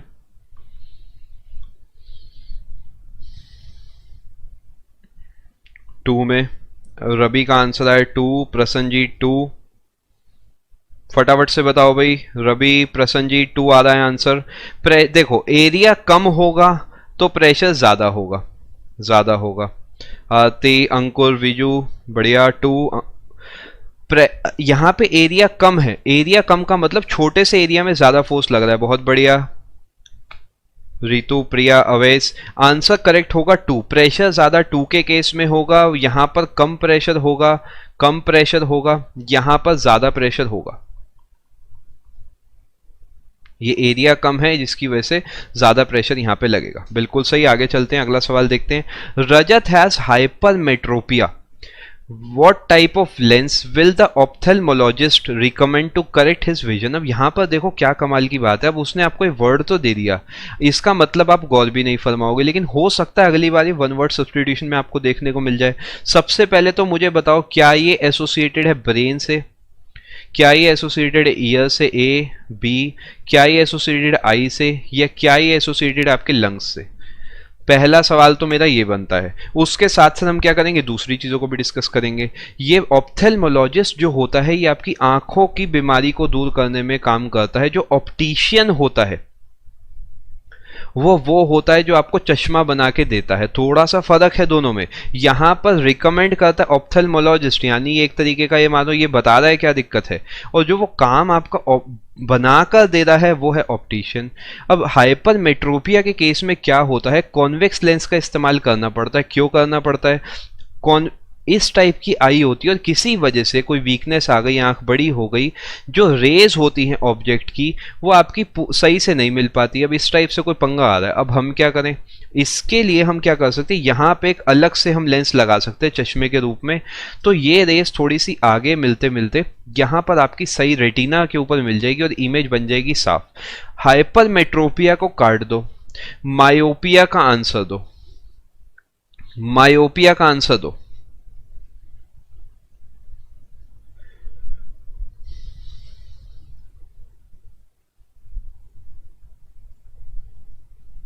मायोपिया का आंसर आ रहा है खुशबू, आरती, रवि, अमित, प्रसन्नजीत, प्रिया। कॉनकेव बिल्कुल सही, कॉनकेव आएगा मायोपिया के केस में आंसर, और हाइपरमेट्रोपिया के केस में आएगा कॉन्वेक्स। बिल्कुल सही। विक्रम, अमित, मयंक, विजू, आगे चलते। The term blood moon is use to refer to क्या? जो ब्लड मून एक टर्म है, ये आपने सुना होगा। ब्लड मून इसे इसलिए बोलते हैं क्योंकि चांद इस समय लाल रंग का हल्का सा दिखता है, यानी कुछ ना कुछ जरूर चांद पे हो रहा है जो हमें अर्थ से दिख रहा है लाल रंग का। अब सबसे पहली तो बात मैं ये बता दूं, बहुत लोगों को कंफ्यूजन होती है कि लूनर एक्लिप्स और सोलर एक्लिप्स नहीं समझ आ रहा कौन सा कब हो सकता है। मैं सबसे पहले तो आपको इसका तरीका बताता हूं कैसे आपको पहचानना है। तीन चीजें हैं अपने पे, एक है सन, एक है मून, एक है अर्थ। मुझे बताओ इसमें से क्या प्रैक्टिकली पॉसिबल नहीं है? पहला कॉम्बिनेशन तो ये है, दूसरा कॉम्बिनेशन ये है, तीसरा कॉम्बिनेशन है अर्थ सन मून। यानी ऐसा 1 2 और 3 में से क्या है जो बन ही नहीं सकता? अरे ध्यान से देखो, क्या अर्थ और मून के बीच में सन आ सकता है? प्रैक्टिकली पॉसिबल ही नहीं है। सन कितना बड़ा है, क्या अर्थ और मून के बीच में आ सकता है? तो ये तो है ही नहीं पॉसिबिलिटी। सिर्फ ये दो बचे, इन्हें हमें डिकोड करना है। डिकोड करने का भी तरीका समझो कि अगर सन यहां पर है और आपका अर्थ यहां पर है और मून बीच में है, तो इसका मतलब इस एरिया में कुछ पंगा हो रहा होगा, यानी इस समय यहां पर तो दिन हो रहा होगा। सोच के देखो, अब दिन हो रहा है और सूरज से कोई बात जुड़ी है, तो क्या मैं इसे सूर्य ग्रहण बोल सकता हूं? क्या ये सोलर एक्लिप्स का केस है? पहले वाला बताओ। नंबर 1, क्या ये सोलर एक्लिप्स का केस है? क्योंकि दिन में हो रहा होगा तभी तो देखो यहां से रेज आके टकरा रही होंगी, यहां अंधेरा हो रहा होगा, यहां पर कुछ नहीं दिख रहा होगा। अम्ब्रा, पेनम्ब्रा, ये सब केसेस जो बनते हैं अपने, हाँ ये सोलर एक्लिप्स का केस हो गया। दूसरा केस समझो, अगर सन तो हमने यहीं पे छोड़ दिया, हमने आगे क्या करा, अर्थ को बीच में ले लिया, मून को यहाँ पे ले लिया। अब ये जो केस बन रहा है कि भैया चांद सही से नहीं दिख पा रहा, तो क्या ये रात को होगा? क्योंकि हमें तो इस एरिया में दिखेगा ना कि चांद नहीं दिख रहा, तो ये होगा रात को, यानी ये अपने लिए रात वाली कंडीशन होगी। रात को चांद वाला पंगा होता है तो यानी लूनर एक्लिप्स होगा इस केस में आंसर अपना। और यहां पर होता क्या है उस चीज को भी ध्यान से समझो। जो अर्थ की आपकी सरफेस है, जो एटमॉस्फेयर अर्थ के चारों तरफ है, उससे जब सन की रेस टकरा कर जाती हैं तो यहां पर वो टूट जाती है। टूटकर क्या होता है, आगे तक बाकी नहीं जा पाती, सिर्फ रेड जा पाती है, क्योंकि रेड की वेवलेंथ अलग होती है। रेड का जो डिस्पर्जन डेविएशन होता है वो कम होता है, कम डेविएट होती है। तो चांद के ऊपर हल्की लाल रंग की आपको लेयर दिखती है। लाल रंग से अगर आपको दिखेगा तो क्या मैं कह सकता हूं ब्लड जैसा दिखेगा? ब्लड जैसा दिखने के चक्कर में से ब्लड मून नाम दिया जाता है। सभी लोग भाई एक बार मुझे बताओ, सभी को पूरा का पूरा लूनर एक्लिप्स और सोलर एक्लिप्स समझ आया या नहीं आया? इससे बाहर एक्लिप्स में सवाल नहीं बनना। अगर इतना कर लिया तो समझो सब कर लिया।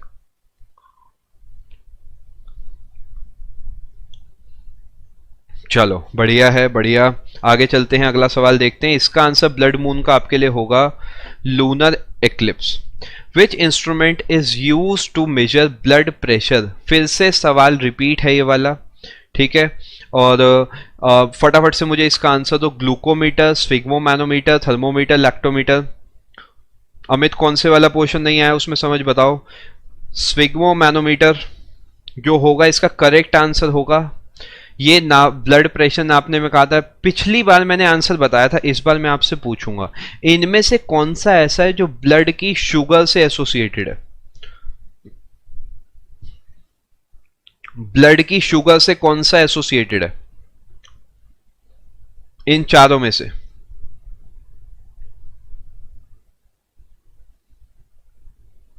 अमित अभी इस वाले क्वेश्चन पे फटाफट से फोकस करते हैं। सेशन एंड होने के बाद एक बार उसे अच्छे से दोबारा देखना, डेफिनेटली समझ आ जाएगा। ग्लूकोमीटर, ग्लूकोमीटर ब्लड की शुगर से यानी ग्लूकोज से एसोसिएटेड है। और स्फिग्मोमैनोमीटर जो है आपका ब्लड प्रेशर से एसोसिएटेड है। बिल्कुल सही। आगे चलते हैं। टेम्परेचर से एसोसिएटेड है थर्मोमीटर। लैक्टोमीटर जो आपका है वो एसोसिएटेड है मिल्क की प्योरिटी से। ओरियन कंस्टेलेशन जो होता है, ओरियन कंस्टेलेशन जो होता है वो इन चारों में से कौन सा होता है? बढ़िया सवाल है ये। इससे 2-3 सवाल हैं, सिंगल सवाल नहीं, बहुत सारे सवाल देखने को मिले। ओरियन कॉन्स्टलेशन जो होता है, और हमेशा ध्यान रखना इन चीज़ों को फोटो से अगर पढ़ोगे ना बेहतरीन तरीके याद होगी। ओरियन कॉन्स्टलेशन में क्या होता है कि इस टाइप का जो आपके जो तारे होते हैं, कॉन्स्टलेशन होता है जब बहुत सारे तारे अगर आपको एक साथ दिख रहे हैं तो कोई पैटर्न सा बना रहे हैं। वो जो पैटर्न बनता है जो आपको यहाँ अर्थ पे से दिखता है उसे कॉन्स्टलेशन आप नाम देते हो। अलग अलग कॉन्स्टलेशन होते हैं बहुत सारे। तो ओरियन कॉन्स्टलेशन जो होता है वो कुछ ऐसा दिखता है कि इस टाइप से आप कुछ मानो कि एक हाथ में उसने एक चीज़ पकड़ रखी है, दूसरे हाथ में उसने एक चीज़ पकड़ रखी है। आपको क्यों ना मैं फोटो से ही दिखाऊं। ये हंटर जो केस है, मुझे बताओ क्या अब भूलोगे? अब समझ रहे हो ना, एक हाथ में उसने पकड़ा हुआ है तलवार, एक हाथ में उसने पकड़ा हुआ है तीर कमान। अब नहीं भूलोगे, मुझे ऐसा उम्मीद है। हंटर जो होगा भाई, हंट करने जा रहा है तभी इतना कुछ लेके जा रहा है ना। हंटर होगा इसका करेक्ट आंसर। अगले सवाल पे चलते हैं। What is the unit to measure? What is the unit of measure of a magnetic field? Magnetic field को इसमें से किससे नापा जाता है? कोबाल्ट, ओम, एम्पियर या टेस्ला? बताओ, एलिमिनेट करो। जो जो नहीं पसंद, जो जो मैग्नेटिक फील्ड से एसोसिएटेड नहीं है, हटाते जाओ फटाफट। आंसर दो कमेंट सेक्शन में। भाई टेस्ला आ रहा है, देखो कोबाल्ट तो बिल्कुल ही नहीं होगा, इसे तो भूल जाओ। ओम जो है वो रेजिस्टेंस की यूनिट है। एम्पियर जो है वो आपकी करंट की यूनिट है। जो टेस्ला है वो आपकी यूनिट है मैग्नेटिक फील्ड की। मैग्नेटिक फील्ड, टेस्ला एक और कंपनी भी है, एलॉन मस्क, आपने नाम सुना होगा, एलॉन मस्क, टेस्ला और स्पेस एक्स, ये तीनों चीज़ें बहुत न्यूज़ में रहती हैं। हल्का हल्का फॉलो करते हुए चलना। एलॉन मस्क इन दोनों कंपनीज की सीईओ है। ये इलेक्ट्रिक कार्स बनाती हैं और ये आपका स्पेस से एसोसिएटेड कंपनी है, स्पेस एक्स। आगे चलते हैं। आई होप यहां तक सभी को सारे पॉइंट्स क्लियर होंगे। फिर से बता देता हूं, जो अभी अभी जिसने ज्वाइन करा है, कि जो प्रतियोगिता मंत्रा चैनल है आपको टेलीग्राम पे वो सर्च करना है। सारी पीडीएफ आपको वहां से मिल जाएगी, चाहे वो आज के सेशन की हो, चाहे वो इससे पहले वाले इंग्लिश के सेशन की हो। आप अभी जाके फॉलो जरूर कर लेना, अभी जाके ज्वाइन कर लो ग्रुप को, जिससे आपका डेटा आपके पास अप टू डेट बिल्कुल रहे। Which one of the following is the largest recognised constellation? इनमें से सबसे बड़ी कॉन्स्टेलेशन जो हम मानते हैं कौन सी है? एंटिला, डोराडो, क्रक्स या हाइड्रा? बताओ भाई, हाइड्रा, क्रक्स, डोराडो, एंटिला। मैं आपको हिंट देता हूं, कुछ सांप से जुड़ा हुआ है। एंटिला नहीं होगा प्रसन्नजीत। ऑप्शन नंबर 4 आ रहा रवि का, फटाफट से बताओ। एंटिला,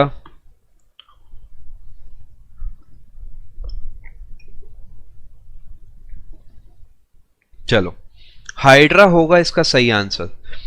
हजारों तारे मान के चलो एक साथ, ये सब मिलके जो कॉन्स्टलेशन बनता है, एक सांप के जैसा वो बनता है, उसे हम हाइड्रा बोलते हैं। उसे माना जाता है कि वो सबसे बड़ी कॉन्स्टलेशन है। कॉपी पेन उठा लो। फायदा देखो सेशन का तभी है कि जब आप कॉपी में भी चीज़ों को नोट करो। ऐसा नहीं है सिर्फ सेशन को देखा और आगे चले गए, नहीं, कॉपी में नोट करो, बाद में पीडीएफ डाउनलोड करो, पीडीएफ से सवालों को रिलेट करो। जो जो सवाल गलत हुए थे उन सवालों को अपनी कॉपी में नोट करो। यही हार्ड वर्क है जिससे आपका सिलेक्शन होने ही वाला है पक्का। Wind turbines convert dash energy into mechanical energy. अब ये तो आसान सवाल है, ये सही होना चाहिए। ग्रेविटी, जो विंड टर्बाइंस होते हैं, आपने अगर आप कभी कहीं गए होगे घूमने, आपने हो सकता है इस टाइप का कुछ देखा हो कि ऐसा कुछ बहुत बड़ा सा लगा होता है जिसके ऊपर इस टाइप से बना होता है। ये विंड टर्बाइंस क्या करती हैं? ठीक है, ग्रेविटेशन को, काइनेटिक को, न्यूक्लियर को, केमिकल को। ये जो हवा आ रही होती है, हवा की जो काइनेटिक यानी मोशन वाली एनर्जी है, मूवमेंट वाली एनर्जी है, इसे कन्वर्ट करता है पावर के अंदर। इस टाइप से पंखा जो घूमता है, ये घूमता ही इसी वजह से क्योंकि जो हवा है वो इस पंखे की ब्लेड्स को धक्का देती है। काइनेटिक होगा बिल्कुल सही आंसर। आगे चलते हैं। द अप्रोक्सीमेट डायमीटर, स्टार बना रहा हूं, बढ़िया सवाल है, of the sun is dash times the diameter of earth. जो सन का डायमीटर है, यानी जो सन का ये वाला दूरी है, ये अर्थ के कितने गुना है? करीब करीब 146, 109, 123, 92। ये बढ़िया सवाल था, कॉपी में मेरे हिसाब से आपकी होना चाहिए। जहां पर भी मैं स्टार बना रहा हूं इसका मतलब ये है कि वो फ्यूचर के लिए भी आपके लिए बहुत इंपॉर्टेंट है। डायमीटर करीब करीब 109 गुना आपका चलता है सन और अर्थ के डायमीटर्स का रेशियो। यानी अगर मैं सन के डायमीटर लिखूं तो आप ये कह सकते हो 109/1 का इसका रेशियो चलता है। डायमीटर्स का रेशियो है, याद रखना, वॉल्यूम्स का रेशियो बिल्कुल भी नहीं है। आगे चलते हैं। डैश इज द हॉटेस्ट, भैया 2 स्टार बना रहा हूं। बहुत बार ये सवाल अलग अलग एग्जाम्स में पूछा जाता है, रेलवेज में भी, आपका एसएससी में भी बहुत बार ये सवाल आता है। ये तो हटा दो, मार्स को अर्थ को हटा दो, मरकरी वीनस में फाइट बची है, इनका आंसर दो मुझे। मैं समझा देता हूँ। सन तो है सबसे पास, उसके बाद है यहाँ पे आपका मरकरी, फिर है वीनस, फिर है अर्थ, फिर है मार्स। तो देखो मार्स तो बेचारा अर्थ से ठंडा होना चाहिए, इसे छोड़ दो, अर्थ को भी छोड़ दो, ये दोनों बचे फाइट में। अब कहने को तो मरकरी पास में है, लेकिन जो वीनस है उसका जो एटमॉस्फेयर है वो इतना ज़्यादा डेंस है, वो इतना ज़्यादा एटमॉस्फेयर डेंस है कि इसके बाहर जो हवा है, वो जो गर्मी है वो अंदर तो आ जाती है, बाहर नहीं जा पाती। ऐसा मान लो आप कि एक तरफ तो आपने रखा हुआ है फ्राई पैन, जिसे आपने गर्म कर रखा है नीचे से, ऊपर से हीट निकलती जा रही है। एक तरफ आपने रखा हुआ है कुकर। अब कुकर को आपने अगर सिम पर भी रखा हुआ है, कम फ्लेम पर भी रखा हुआ है, तो भी इसके अंदर से हीट बाहर नहीं जा पा रही। अल्टीमेटली ये ज़्यादा गर्म होगा। वीनस का एटमॉस्फेयर थिक होने की वजह से ये बाहर नहीं निकल पाता। Venus would be the correct answer. Venus जो है हॉटेस्ट प्लैनेट है आपके सोलर सिस्टम का। आई होप यहां तक आप सभी को सारी बातें समझ आ गई होंगी। एक इंपॉर्टेंट चीज मैं आप सभी को बता देता हूं, आपके लिए बहुत बढ़िया एक न्यूज़ है। जिन्होंने अभी अभी ज्वाइन करा फटाफट से सुन लो। एक प्लैटिनम बैच आपके लिए लॉन्च करा हमारी पूरी टीम ने अनअकैडमी प्लस पे। आपको क्या करना है, इसे ज्वाइन करना है। एक सिंगल कोर्स है जिसे आप ज्वाइन करके अपनी पूरी तैयारी कर सकते हो। Complete theory, MCQ, practice sets, previous year question के साथ साथ करंट ईयर क्वेश्चन, यानी जो टीसीएस ने सवाल कराए, ये सभी चीजें मैं आपसे डिस्कस करेंगे हम सभी लोग मिलकर, जिसमें आपको maths, English, general awareness, reasoning, किसी के लिए कहीं और नहीं भटकना। एग्जाम की दरवाजे तक ये चलेगा, यानी जब तक एग्जाम होना है तब तक ये आपका कोर्स चलने वाला है। सिंगल कोर्स अटेंड करना है। और बेस्ट पार्ट ये है, इस अकेले के लिए आपको कुछ भी अलग से पे नहीं करना। इस कोर्स के साथ साथ आपको अभिनय सर, पवन सर, मोहित सर, रानी मैम, वाईफाई स्टडीज, पूरा प्रतियोगिता मंत्रा, सभी के कोर्सेज एक सिंगल प्लान में मिल रहे हैं। एक सिंगल प्लान आपको लेना 1 साल का, जिसके अंदर आपको 4860 का तभी पड़ेगा जब आप प्रतियोगिता मंत्रा डिस्काउंट कोड लगाओगे अनअकैडमी प्लस पे, जिसके अंदर अनअकैडमी प्लस पे एसएससी कैटेगरी में जितने एजुकेटर्स हैं सभी आपको इसके अंदर मिलेंगे। मॉक टेस्ट, डाउट सेशन सब कुछ इंक्लूडेड है। पेमेंट करते समय जब आप 12 महीने का प्लान लोगे, आपको प्रतियोगिता मंत्रा डिस्काउंट कोड लगाना है बिना स्पेस के। फटाफट से जो नोट कर सकते हो अपनी कॉपी में इसे, क्रेडिट्स के साथ। जैसे ही आप इसे लगाओगे आपको पूरा प्लान जो है 1 साल का 4860 का पड़ जाएगा, जिसमें सभी एजुकेटर्स के सारे कोर्सेज इंक्लूडेड है। ये कोड आपका एसएससी के अलावा जितनी भी कैटेगरीज है, एसएससी के साथ साथ रेलवेज, बैंक, रीजनिंग, यूपीएससी सभी में काम कर रहा है। बिना स्पेस के लगाना है, ये चीज़ आप ध्यान देना, आपको मैक्सिमम डिस्काउंट मिल जाएगा। तैयारी का परफेक्ट टाइम है, ये बात ध्यान रखना। अब लेट करोगे तो सच में लेट हो जाओगे।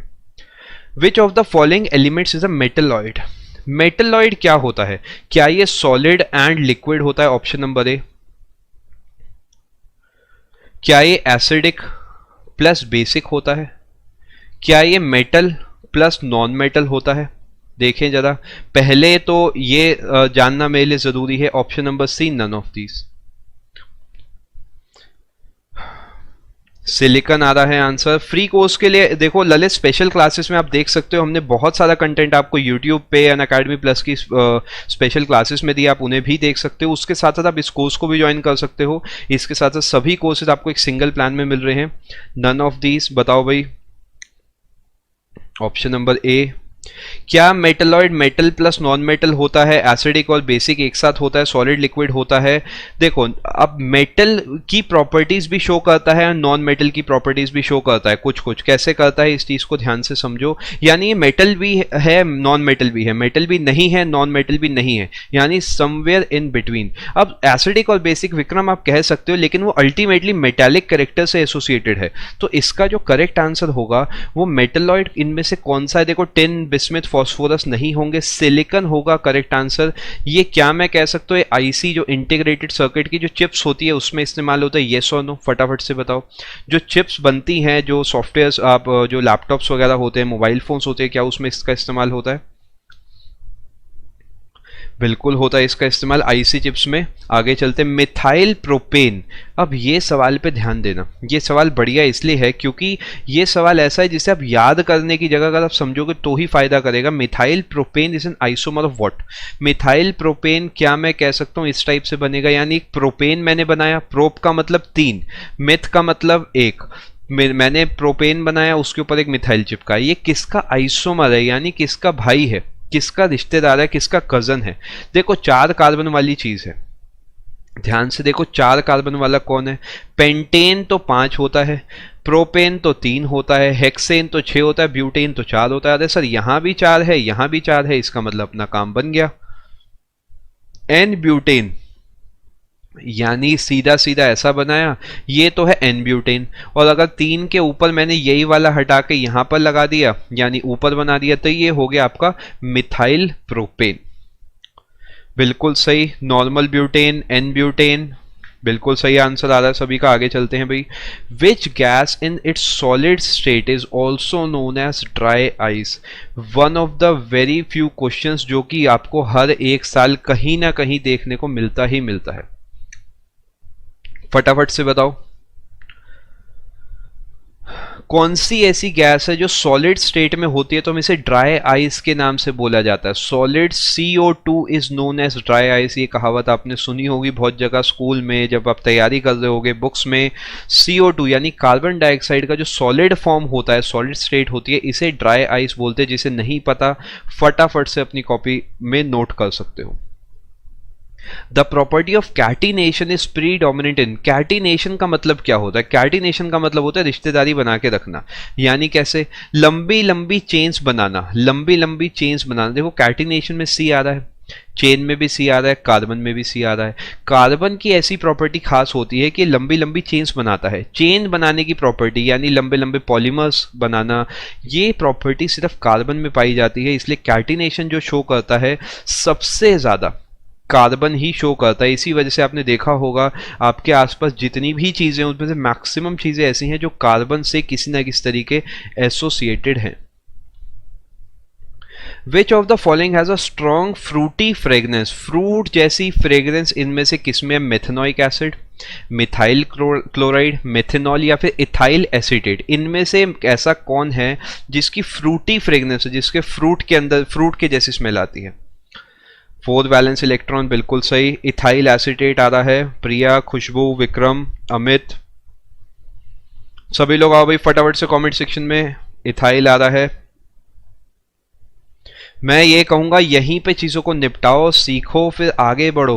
अब पीडीएफ डाउनलोड करो, पीडीएफ से रिवाइज करो, फिर से सेशन को देखो, जहां जहां पे डाउट अपनी कॉपी में नोट करो। उस सेशंस को अभी से ज्वाइन करके अपनी तैयारी पे पूरी जान लगा दो। इंतजार किसी का भी मत करो, क्योंकि यही टाइम है। देखो नवंबर स्टार्ट हो गया, आपको पता है मार्च की स्टार्टिंग में एग्जाम है। मार्च को तो भूल जाओ, फेब्रुअरी सोच के चलो। फेब्रुअरी जो है खुद भी छोटा है। और एक और चीज़ ध्यान से समझ लो कि तैयारी का परफेक्ट टाइम आपका यही है, ठीक है भाई। इथाइल एसीटेट की जो स्मेल होती है वो फ्रूटी होती है, वो फ्रूटी स्मेल होती है इथाइल एसीटेट की। इथाइल एसीटेट जो होता है फ्रूटी स्मेल होती है उसकी। आगे चलते हैं। The property of catenation is predominant in. Property of catenation predominant, ये सवाल हमने ऑलरेडी डिस्कस कर लिया, इस पर ज्यादा टाइम नहीं लगाएंगे। कार्बन इसका आंसर है। क्यों है? क्योंकि ये लंबी लंबी चेन्स बनाता है। Buckminsterfullerene is an allotrope of what? Buckminsterfullerene जो है किसका एलोट्रॉप है इनमें से? कार्बन, आयरन, फॉस्फोरस या बोरॉन? कार्बन,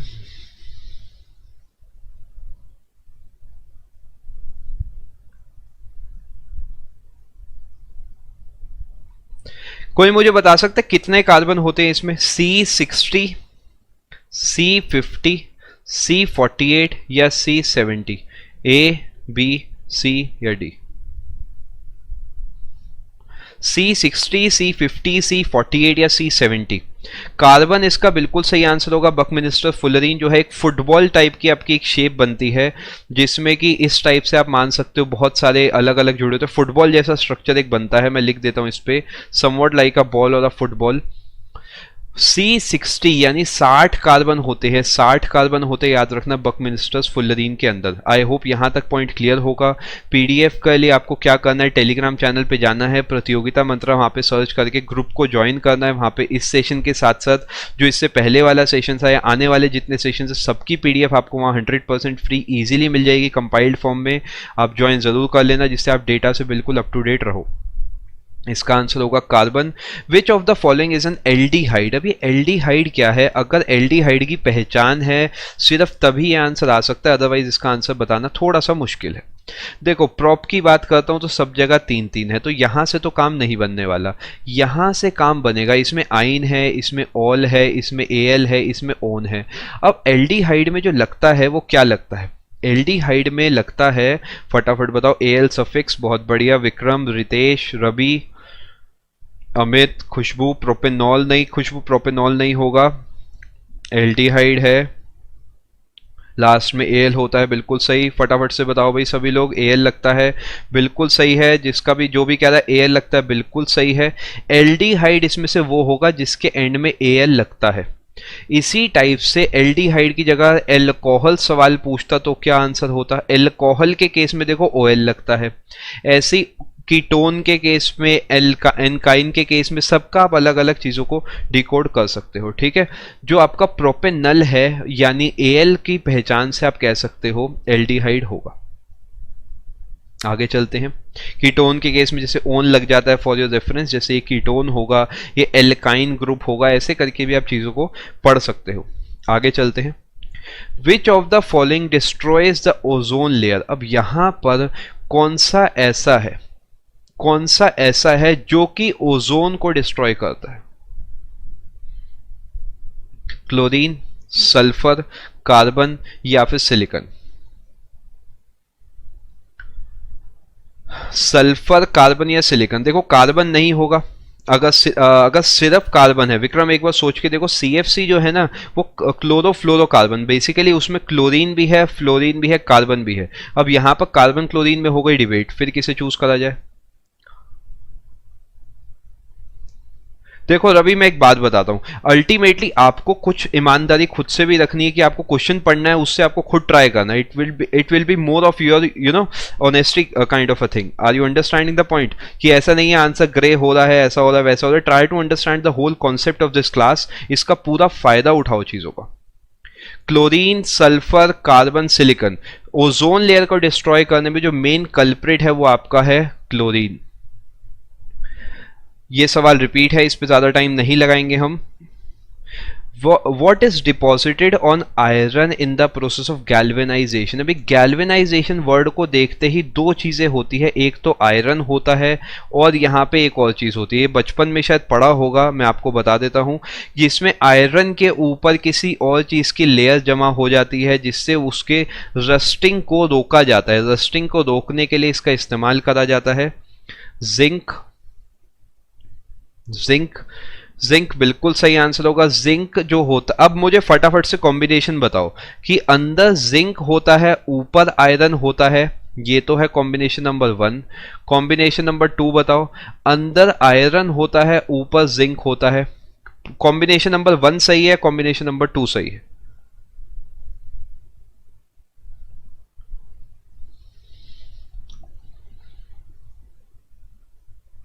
जिंक, ऊपर जिंक, ऑप्शन नंबर 2।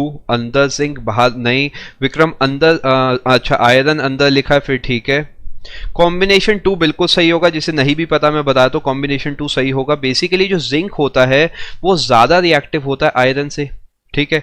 तो जिंक उसके ऊपर कोटिंग एक बना लेता है जो कि प्रोटेक्टिव कोटिंग होती है। प्रोटेक्टिव कोटिंग से फायदा ये होता है कि ये डायरेक्टली जो आयरन है ना, ये आपका एटमॉस्फेयर के कांटेक्ट में नहीं आ पाता। एटमॉस्फेयर के कांटेक्ट में जब ये नहीं आ पाएगा तो इसे वहां से मॉइस्चर नहीं मिलेगा, आपका ऑक्सीजन, एयर, वाटर नहीं मिलेगा, तो इसकी रस्टिंग नहीं होगी। इसी वजह से गैल्वेनाइजेशन करा जाता है, ये बात ध्यान रखना। इसका आंसर जिंक होगा for the reference. What which of the following metals is the most reactive metal.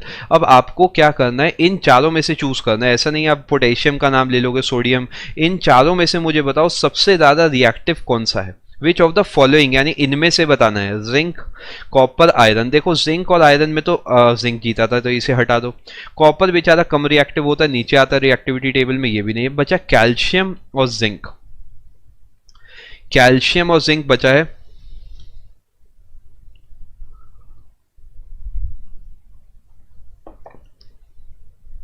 Calcium होगा बिल्कुल सही आंसर। जो कैल्शियम है सबसे ज्यादा रिएक्टिव है इन चारों में से, ये तीन नहीं है, कैल्शियम होगा इसका सही आंसर।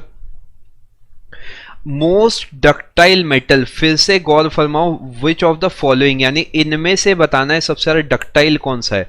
डक्टाइल क्या होता है, डक्टाइल क्या होता है?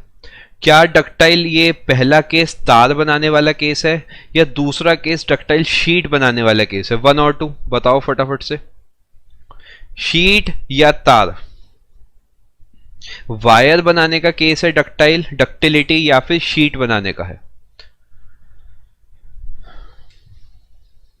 गोल्ड, गोल्ड बिल्कुल सही आ रहा है आपका आंसर। जिसका भी गोल्ड आ रहा है, खुशबू, विजू, हरित, अमित, विक्रम, प्रिया, वायर, वायर बिल्कुल सही, बिल्कुल सही। नई सर्वे शीट नहीं होगा, अमित शीट नहीं होगा। क्लियर कर देता हूं मैं,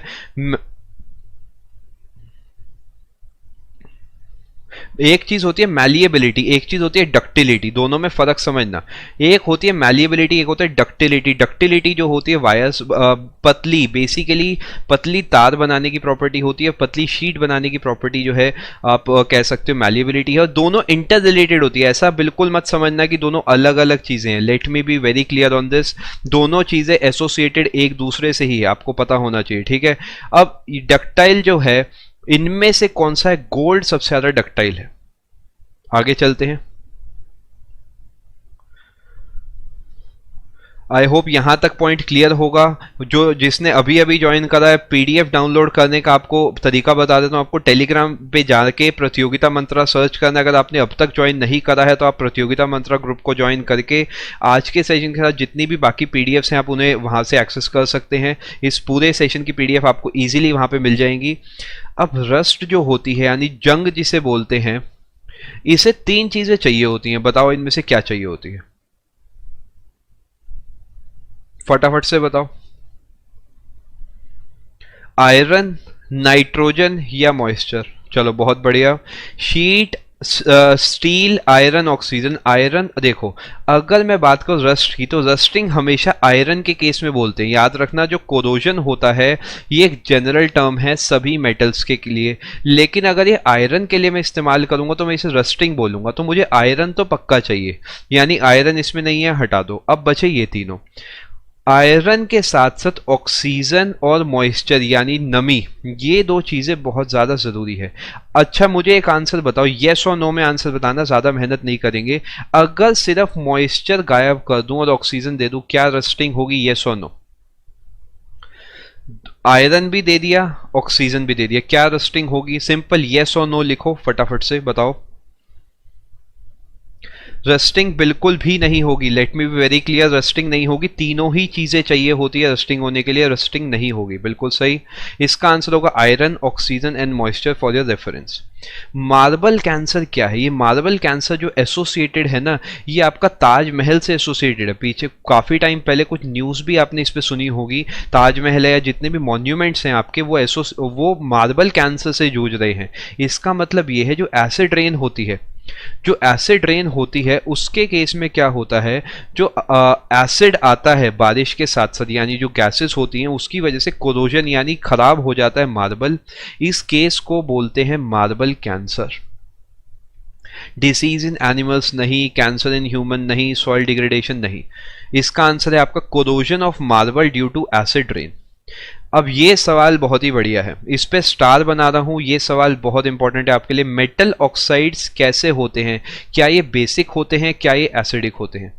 पीडीएफ मयंक आपको टेलीग्राम ग्रुप पे हमारे मिल जाएगी। प्रतियोगिता मंत्र आप सर्च करके उसे ज्वाइन कर सकते हो। वहां पे इस सेशन के साथ बाकी सेशन की भी आपको पीडीएफ मिल जाएगी।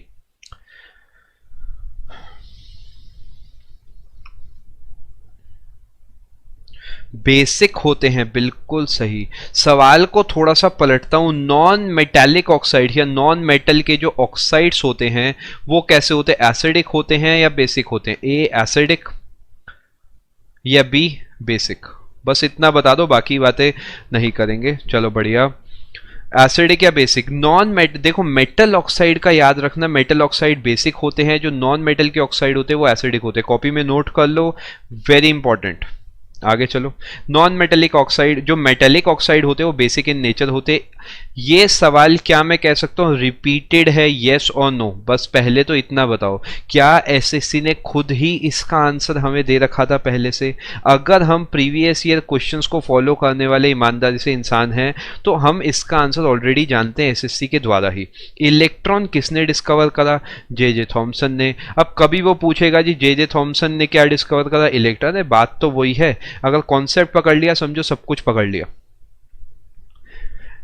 Law of octaves says that if the chemical elements are arranged according to increasing atomic weight। अब यहाँ पे पहले समझ लो इस सवाल को, आंसर जानने से ज़्यादा ज़रूरी इसका मतलब है। यानी अगर मैंने एटॉमिक वेट के हिसाब से सबको अरेंज कर लिया, इस हिसाब से मैंने सबको अरेंज कर लिया ऐसा कुछ, तो जो सेम होंगे फिजिकल केमिकल प्रॉपर्टी वो हर कितने एलिमेंट के बाद आएंगे, कितने एलिमेंट के बाद आएंगे? अब यहां पर लोग ढूंढते हैं 8 को। ये तो एसएससी ने मेहरबानी करी, यहां पे 8 नहीं लिखा। अगर 8 लिख देता, ऑक्टेव देखते हम 8 पे टिक करते, लेकिन 8 इसका गलत आंसर होगा। एट्थ है, यानी हर 7 के बाद यानी हर 8वां, एट्थ, यानी आफ्टर एवरी 7 एलिमेंट्स जो होगा वो फिजिकल प्रॉपर्टी जो होंगी दोबारा घूम घूम के सामने आएगी। 7 आंसर होगा, बिल्कुल सही। थर्ड ऑप्शन 7 इसका आंसर होगा। जिसे भी नहीं समझ आया होगा ध्यान से देखो। इन हिज पीरियोडिक टेबल, बढ़िया सवाल है और ये अपने आप में बहुत बड़ा भी सवाल बनता है। मेंडलीव जो था उसने कौन से एलिमेंट को जगह नहीं दे पाया था? इनमें से कौन सा ऐसा है जिसे वो जगह नहीं दे पाया था? Oxygen, carbon, nitrogen, hydrogen. 7 के बाद का मतलब ये कि हर every eighth element will be having similar properties, यानी बीच में कितने होंगे? 7। हाइड्रोजन के साथ पंगा क्या था? हाइड्रोजन के पास एक था, अब इसे ये समझ नहीं आ रहा था कि मैं इसे हाइड्रोजन प्लस मानूं या हाइड्रोजन माइनस मानूं। यानी अगर ये दे देगा, ये हैलोजन से भी मैच कर रहा था, यानी आखिरी वाले से जो पहले वाले होंगे, यानी इन्हें एक की कमी है। हम कह सकते हैं इस पे एक फालतू है, जी हाँ फालतू है। इस पे एक की कमी है, जी हाँ कमी है। तो इस वजह से कंफ्यूजन ये बना रहा था, और ये अभी भी कंफ्यूजन आप कह सकते हो, पूरे तरीके सॉर्ट नहीं हुआ, लेकिन फिर भी हम अपना काम आसानी से बना सकते हैं। हाइड्रोजन इसका आंसर होगा। मेंडलीव जो है वो करेक्ट पोजिशन हाइड्रोजन को नहीं दे पाया था, बिल्कुल सही आंसर है। आगे चलते हैं। What is the dominant chemical present in vinegar? Vinegar का पहले तो मुझे हिंदी मतलब बताओ, हिंदी में क्या बोलते हैं विनेगर को? विनेगर को हिंदी में क्या बोलते हैं? फिर मुझे आंसर बताओ। Malic acid, ethanoic acid, sulphuric acid या फिर फॉर्मिक एसिड? अगर हिंदी मतलब पता है, सिरका मेरे पास आंसर आया, CH3COOH, एसिडिक एसिड, सिरका। अब देखो सिरका जो होता है वो खट्टा होता है, लेकिन वो बहुत ज़्यादा खट्टा भी नहीं होता भाई, आपके खाने की चीज़ों में डलता है, तो ये सल्फ्यूरिक एसिड तो नहीं होगा। मैलिक एसिड हमने ऑलरेडी पढ़ लिया, एप्पल से जुड़ा है। फॉर्मिक एसिड जुड़ा है आंटीबाइट से। ऑब्वियसली इथेनोइक एसिड ही बचा है, यही आंसर होगा। और वैसे भी ध्यान रखो, विनेगर से एसोसिएटेड एक और होता है एसिडिक एसिड, भी कभी कभार ऑप्शन में देखने को मिलता है, ध्यान रखना। एसिडिक एसिड भी ऑप्शन में आपको देखने को मिलता है। इथेनोइक एसिड होगा इसका सही आंसर। यहां तक आई होप सभी को सारी पॉइंट क्लियर होंगे। जिसने अभी अभी ज्वाइन करा फिर से सुन लो। पीडीएफ डाउनलोड करने का तरीका, टेलीग्राम चैनल पे जाना है हमारे, वहां पे आपको पीडीएफ मिल जाएगी। किसने अभी नहीं ज्वाइन करा है आप जाके टेलीग्राम पे सर्च कर सकते हो प्रतियोगिता मंत्रा। इसके साथ साथ आपको पहले वाली पीडीएफ भी इजीली मिल जाएंगी। What is the popular name of ascorbic acid? ये सवाल भी रिपीट है, ये सवाल रिपीट है। केमिस्ट्री का भी सवाल बनता है, इसी वजह से मैं यहाँ पे आपको डिस्कस करा रहा हूँ। विटामिन सी जो है उसे एस्कॉर्बिक एसिड के नाम से भी जाना जाता है, और ये पाया जाता है खट्टी चीज़ों में, सिट्रस फ्रूट्स में, जैसे कि आंवला है, नींबू है, इन सब चीज़ों में ये पाया जाता है। क्या ये मिल्क के अंदर पाया जाता है? सिंपली येस और नो में मुझे आंसर दो। क्या ये मिल्क के अंदर पाया जाता है? मिल्क के अंदर ये नहीं पाया जाता, keep this in mind, milk के अंदर जो सिट्रिक एसिड है वो नहीं पाया जाता। नो होगा इसका सही आंसर, मिल्क के अंदर ये नहीं पाया जाता। एस्कॉर्बिक एसिड का जो पॉपुलर नेम है वो विटामिन सी है। ये सवाल रिपीट है, इस पर ज्यादा टाइम नहीं लगाएंगे। विनेगर का क्या दूसरा नाम होता है? इथेनॉइक एसिड होता है। Explosion of crackers is an example of क्या? जो पटाखे फूटते हैं भैया, दिवाली अभी अभी गई है तो ये सवाल आपको पता होना चाहिए, क्या होगा? दिवाली अभी अभी गई है, एक्सप्लोजन ऑफ क्रैकर्स जो है वो इनमें से क्या है? प्रेसिपिटेशन है, प्रेसिपिटेट बनता है, डिकम्पोज होती है कोई चीज, इवेपोरेट होती है कोई चीज, या कंबस्ट होती है कोई चीज, जलती है। कंबशन होगा इसका आंसर। जिसे नहीं पता फटाफट से कॉपी पेन उठाओ, यहीं पे चीजों को निपटाते चलो। फ्यूचर में वीडियो देखूंगा, फ्यूचर कुछ नहीं, फ्यूचर में और भी मैंने आपको बहुत कुछ पढ़ाना है, तो इसलिए अभी चीजों को निपटाते चलो। कंबशन इसका आंसर होगा, कंबशन होता है, कीप दिस इन माइंड। आगे चलते हैं। अ ट्रेडिशनल बैटरी, ये देखो कुछ सवाल ऐसे हैं जो हम केमिस्ट्री के साथ साथ बायोलॉजी, कुछ सवाल फिजिक्स, इंटर रिलेटेड है। जीएस की यही खास बात है कि आप कहीं से भी पढ़ो, ज्यादा पढ़ लो कम मत पढ़ो, 2 बार सवाल को पढ़ लो, चीजों को मिस मत करो बस। बैटरी में कौन सा एसिड होता है? इस पिछली बार मैंने आपको बताया था, इस बार आप मुझे इसका आंसर दोगे। Sodium bicarbonate, sulphuric acid, ethanol या इथाइलिन ग्लाइकोल। ये सल्फ्यूरिक एसिड इसका आंसर होगा। जो स्टार्टिंग से जुड़ा हुआ है सेशन में उसे बात पता होगी, हम ऑलरेडी डिस्कस कर चुके हैं चीज। सल्फ्यूरिक एसिड एक स्ट्रॉन्ग एसिड है, H2SO4। Which of the following acids is present in ant bites?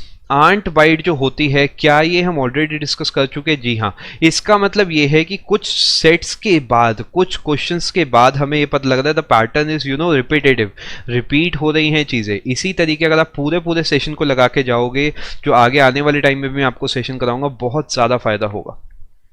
Ant bite के केस में फॉर्मिक एसिड, आप याद रखना, फॉर्मिक एसिड जो होता है वो आंट बाइट या इंसेक्ट्स बाइट्स जो बाइट करते हैं, जनरली छोटे इंसेक्ट जो होते हैं, फॉर्मिक एसिड उनमें पाया जाता है। About 70% of the sun is made of क्या? अब जो सन है उसमें सबसे ज्यादा कौन सी गैस पाई जाती है? क्या वो हाइड्रोजन है, क्या वो हीलियम है? मैं आपको क्लियरली बता देता हूँ, सन जो है मेनली 2 ही गैसेस से बना, हाइड्रोजन प्लस हीलियम। यही वो गैसेस हैं जो कि एक तरीके से सन को एनर्जी प्रोवाइड करती है। हाइड्रोजन या हीलियम, याद रखना, बहुत लोगों को हीलियम आंसर लगता है, हाइड्रोजन सही आंसर होगा। करीब करीब 65 से 70%, 70% जो आपका है हाइड्रोजन पाया जाता है सन के अंदर। Hydrogen would be the correct answer. What is the dominant chemical present in detergent powder? जो कपड़े धोने का पाउडर होता है, जो सरफ जिसे आप बोलते हो, इनमें से क्या उसके अंदर पाया जाता है? अब देखो एलिमिनेशन मेथड लगाओ। कैल्शियम कार्बोनेट तो नहीं होगा, कैल्शियम कार्बोनेट तो एक अलग चीज हो गई। सोडियम कार्बोनेट हो सकता है। हाइड्रोक्लोरिक एसिड बिल्कुल भी नहीं होगा, एसिड नहीं होगा, कपड़े बिल्कुल जल जाएंगे। सोडियम एल्काइल सल्फेट ये भी नहीं होगा। सोडियम कार्बोनेट पाया जाता है, ये ध्यान में रखना, सोडियम कार्बोनेट जो है ये पाया जाता है आपका किसके अंदर? जो डिटर्जेंट पाउडर होता है उसमें सोडियम कार्बोनेट पाया जाता है। नहीं पता अभी नोट कर लो, बहुत बार ये सवाल रिपीट होता है। What is the chemical name of the deadly poison cyanide? Very important question. Elimination method लगा दो, सिर्फ नहीं पता जाने दो, बस ये देखो क्या क्या नहीं हो सकता।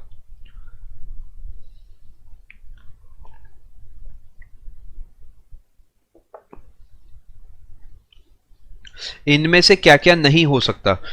सल्फ्यूरिक एसिड क्या साइनाइड होता था? नहीं होता था। HCl तो बिल्कुल नहीं होता। नाइट्रिक एसिड फर्टिलाइजर वाला, ये भी इतना ज्यादा स्ट्रांग नहीं है, नहीं हो सकता। प्रूसिक एसिड, नोट करो फटाफट से कॉपी में, साइनाइड, आगे लिखो प्रूसिक एसिड।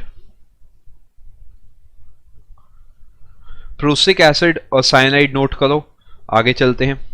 प्रूसिक एसिड इसका सही आंसर होगा। जो केमिकल नेम है साइनाइड का वो प्रूसिक एसिड है। व्हाट इज अ डोमिनेंट, ये क्वेश्चन रिपीट है डिटर्जेंट पाउडर वाला, इसे ज्यादा टाइम इसमें नहीं लगाएंगे। सोडियम कार्बोनेट इसका सही आंसर होगा, अभी डिस्कस करा है हमने।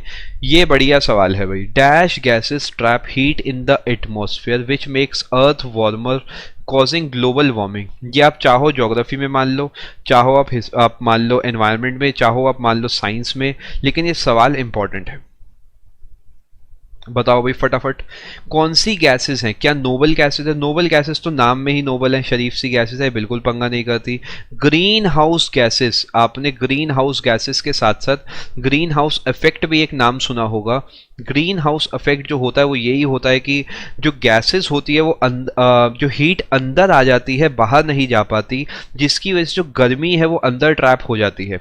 यही सेम प्रोसेस लगता है जब आप गाड़ी के अंदर शीशे बंद होते हैं और कोई गर्म दोपहर होती है, तो गाड़ी के अंदर जो होती है बहुत ज़्यादा हीट होती है बाहर के कंपैरिजन में, उसमें भी आप ग्रीन हाउस इफेक्ट का रोल मान सकते हो।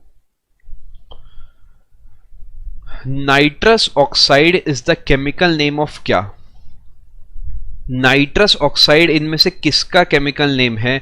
याद करो, हाउसफुल मूवी जरूर देखी होगी, उसमें भी ये आप सुना होगा पक्का पक्का, वैसे भी काफी फेमस है। फायर एक्सटिंग्विशर, मॉस्किटो रिपेलेंट मच्छर भगाने वाला, टीयर गैस आंसू गैस नहीं, लाफिंग गैस। लाफिंग गैस जो है ये नाइट्रस ऑक्साइड का केमिकल नाइट्रस ऑक्साइड जो है इसी का केमिकल नेम है, लाफिंग गैस के नाम से जनरली इसे बोला जाता है। लाफिंग गैस इसका सही आंसर होगा, नहीं पता अभी नोट करो अपनी कॉपी में। Identify the element that is most prolific in the crust of the earth. सबसे ज्यादा क्या पाया जाता है? कंफ्यूजन मैं मिटा देता हूं, नाइट्रोजन या ऑक्सीजन, ऑप्शंस को छोड़ दो।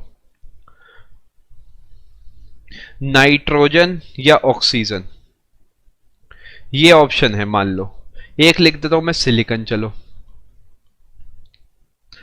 सिलिकॉन आया है सर्वेश का आंसर, खुशबू का आया है, ऑक्सीजन मोहम्मद का आया है, ऑक्सीजन अर्चित का है, सिलिकॉन।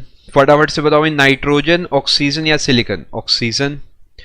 यहां पर एक चीज ध्यान रखना, मैं आप अभी बताता हूं प्रसन्नजीत, पूरा चीजें मैं डिकोड करके आपको दूंगा। सिलिकॉन जो है, आप मुझे बताओ सिलिकॉन अगर आप सैंड सॉइल को एसोसिएट कर दो तो क्या मैं कह सकता हूं SiO2 बोलना चाह रहे हो? उसमें भी सोचो सिलिकॉन है तो ऑक्सीजन भी है। अल्टीमेटली जो ऑक्सीजन है वो सबसे ज्यादा होती है क्रस्ट में, ये चीज ध्यान देना। This is not about atmosphere. Atmosphere के केस में जो आप आंसर देते हो वो नाइट्रोजन का देते हो। देखो, जो चीज नहीं आती, सबसे बढ़िया बात यह है कि वो आपको सीखने का मौका मिल रहा है। एग्जाम में मार्क्स कटते हैं या बिना मार्क्स कटे आपको कोई चीज सीखने को मिल रहा है, तो you should take this session very seriously for your career.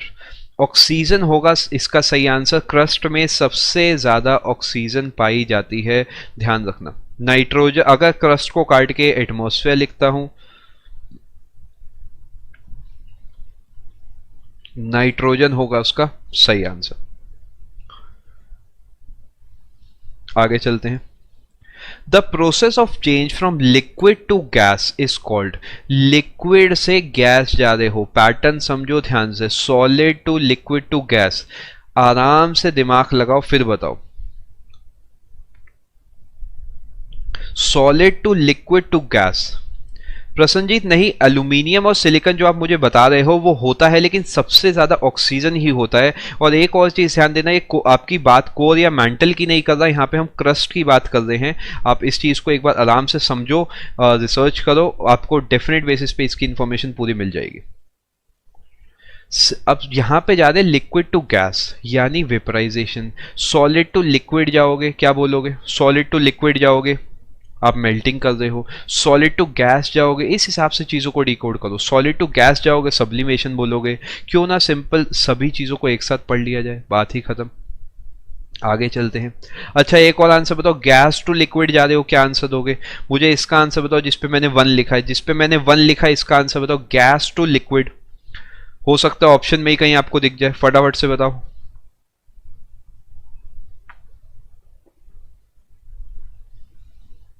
Condensation, बहुत बढ़िया, शाबाश। इसका आंसर लिक्विड टू गैस वाले का वेपराइजेशन होगा। इन 2015 aircraft maker Boeing developed a metal called dash which is lighter than air and stronger than steel. Very important, ये आप current affairs में मानो, जिसमें मानना है उसमें मानो, लेकिन भैया ये पता होना चाहिए। Iridium, titanium, molybdenum. अब ये देखो कि इनमें से ऐसा कौन सा है जो आपने नहीं सुन रखा। Iridium, titanium, molybdenum, microlattice. ये जो माइक्रो लैटिस है ये डेवलप करा, ये एक्चुअल में हवा से भी हल्का है। आप अगर गूगल इस वर्ड को करोगे तो आपको उसमें दिखेगा एक छोटा सा इस टाइप से एक ऑब्जेक्ट बनाया है बोइंग ने, जिसे फ्यूचर टेक्नोलॉजी में और जो आपकी करंट टेक्नोलॉजी है डेफिनेटली इस्तेमाल करा जाएगा, क्योंकि स्ट्रॉन्ग है स्टील से और हल्का है। हल्का होने से क्या है, ओवरऑल जो मास चीज़ों का बनेगा, जो वेट बनेगा वो बहुत ही हल्का बनेगा। आई होप पॉइंट समझ आ गया होगा। अच्छा, सभी लोग मुझे एक बार बताओ ईमानदारी से कि सेशन में कुछ सीखने को मिला है, नहीं मिला? अभी बहुत कुछ मैंने और भी डिस्कस करना है। एक चीज़ हमेशा ध्यान रखना कि सेशन को पूरा अटेंड करा करो from the starting to the end, क्योंकि यहाँ पर मैं जो मैं आपको चीज़ें कराने वाला हूँ ये एग्जाम में घूम फिर के आपको देखने को मिलेगी ही मिलेगी। और इसी टाइप से एक और चीज़ अपनी ध्यान में रखो, तैयारी को रोकना बिल्कुल नहीं है अगले कुछ महीने। Keep this in mind. जो ट्रेडिशनल बैटरी है इसके साथ साथ एक और चीज ध्यान से सुनो कि जिसने भी टेलीग्राम ज्वाइन नहीं करा है, कमेंट सेक्शन में लिंक आ रहा है आपके पास, उसे ज्वाइन कर सकते हो। सारी पीडीएफ 100% फ्री है, ज्वाइन करने में भी कोई आपका चार्ज नहीं, बस टाइम देना है और इन्फॉर्मेशन लेनी है। कौन सा केमिकल पाया जाता है? सल्फ्यूरिक एसिड पाया जाता है आपका ट्रेडिशनल बैटरी के अंदर।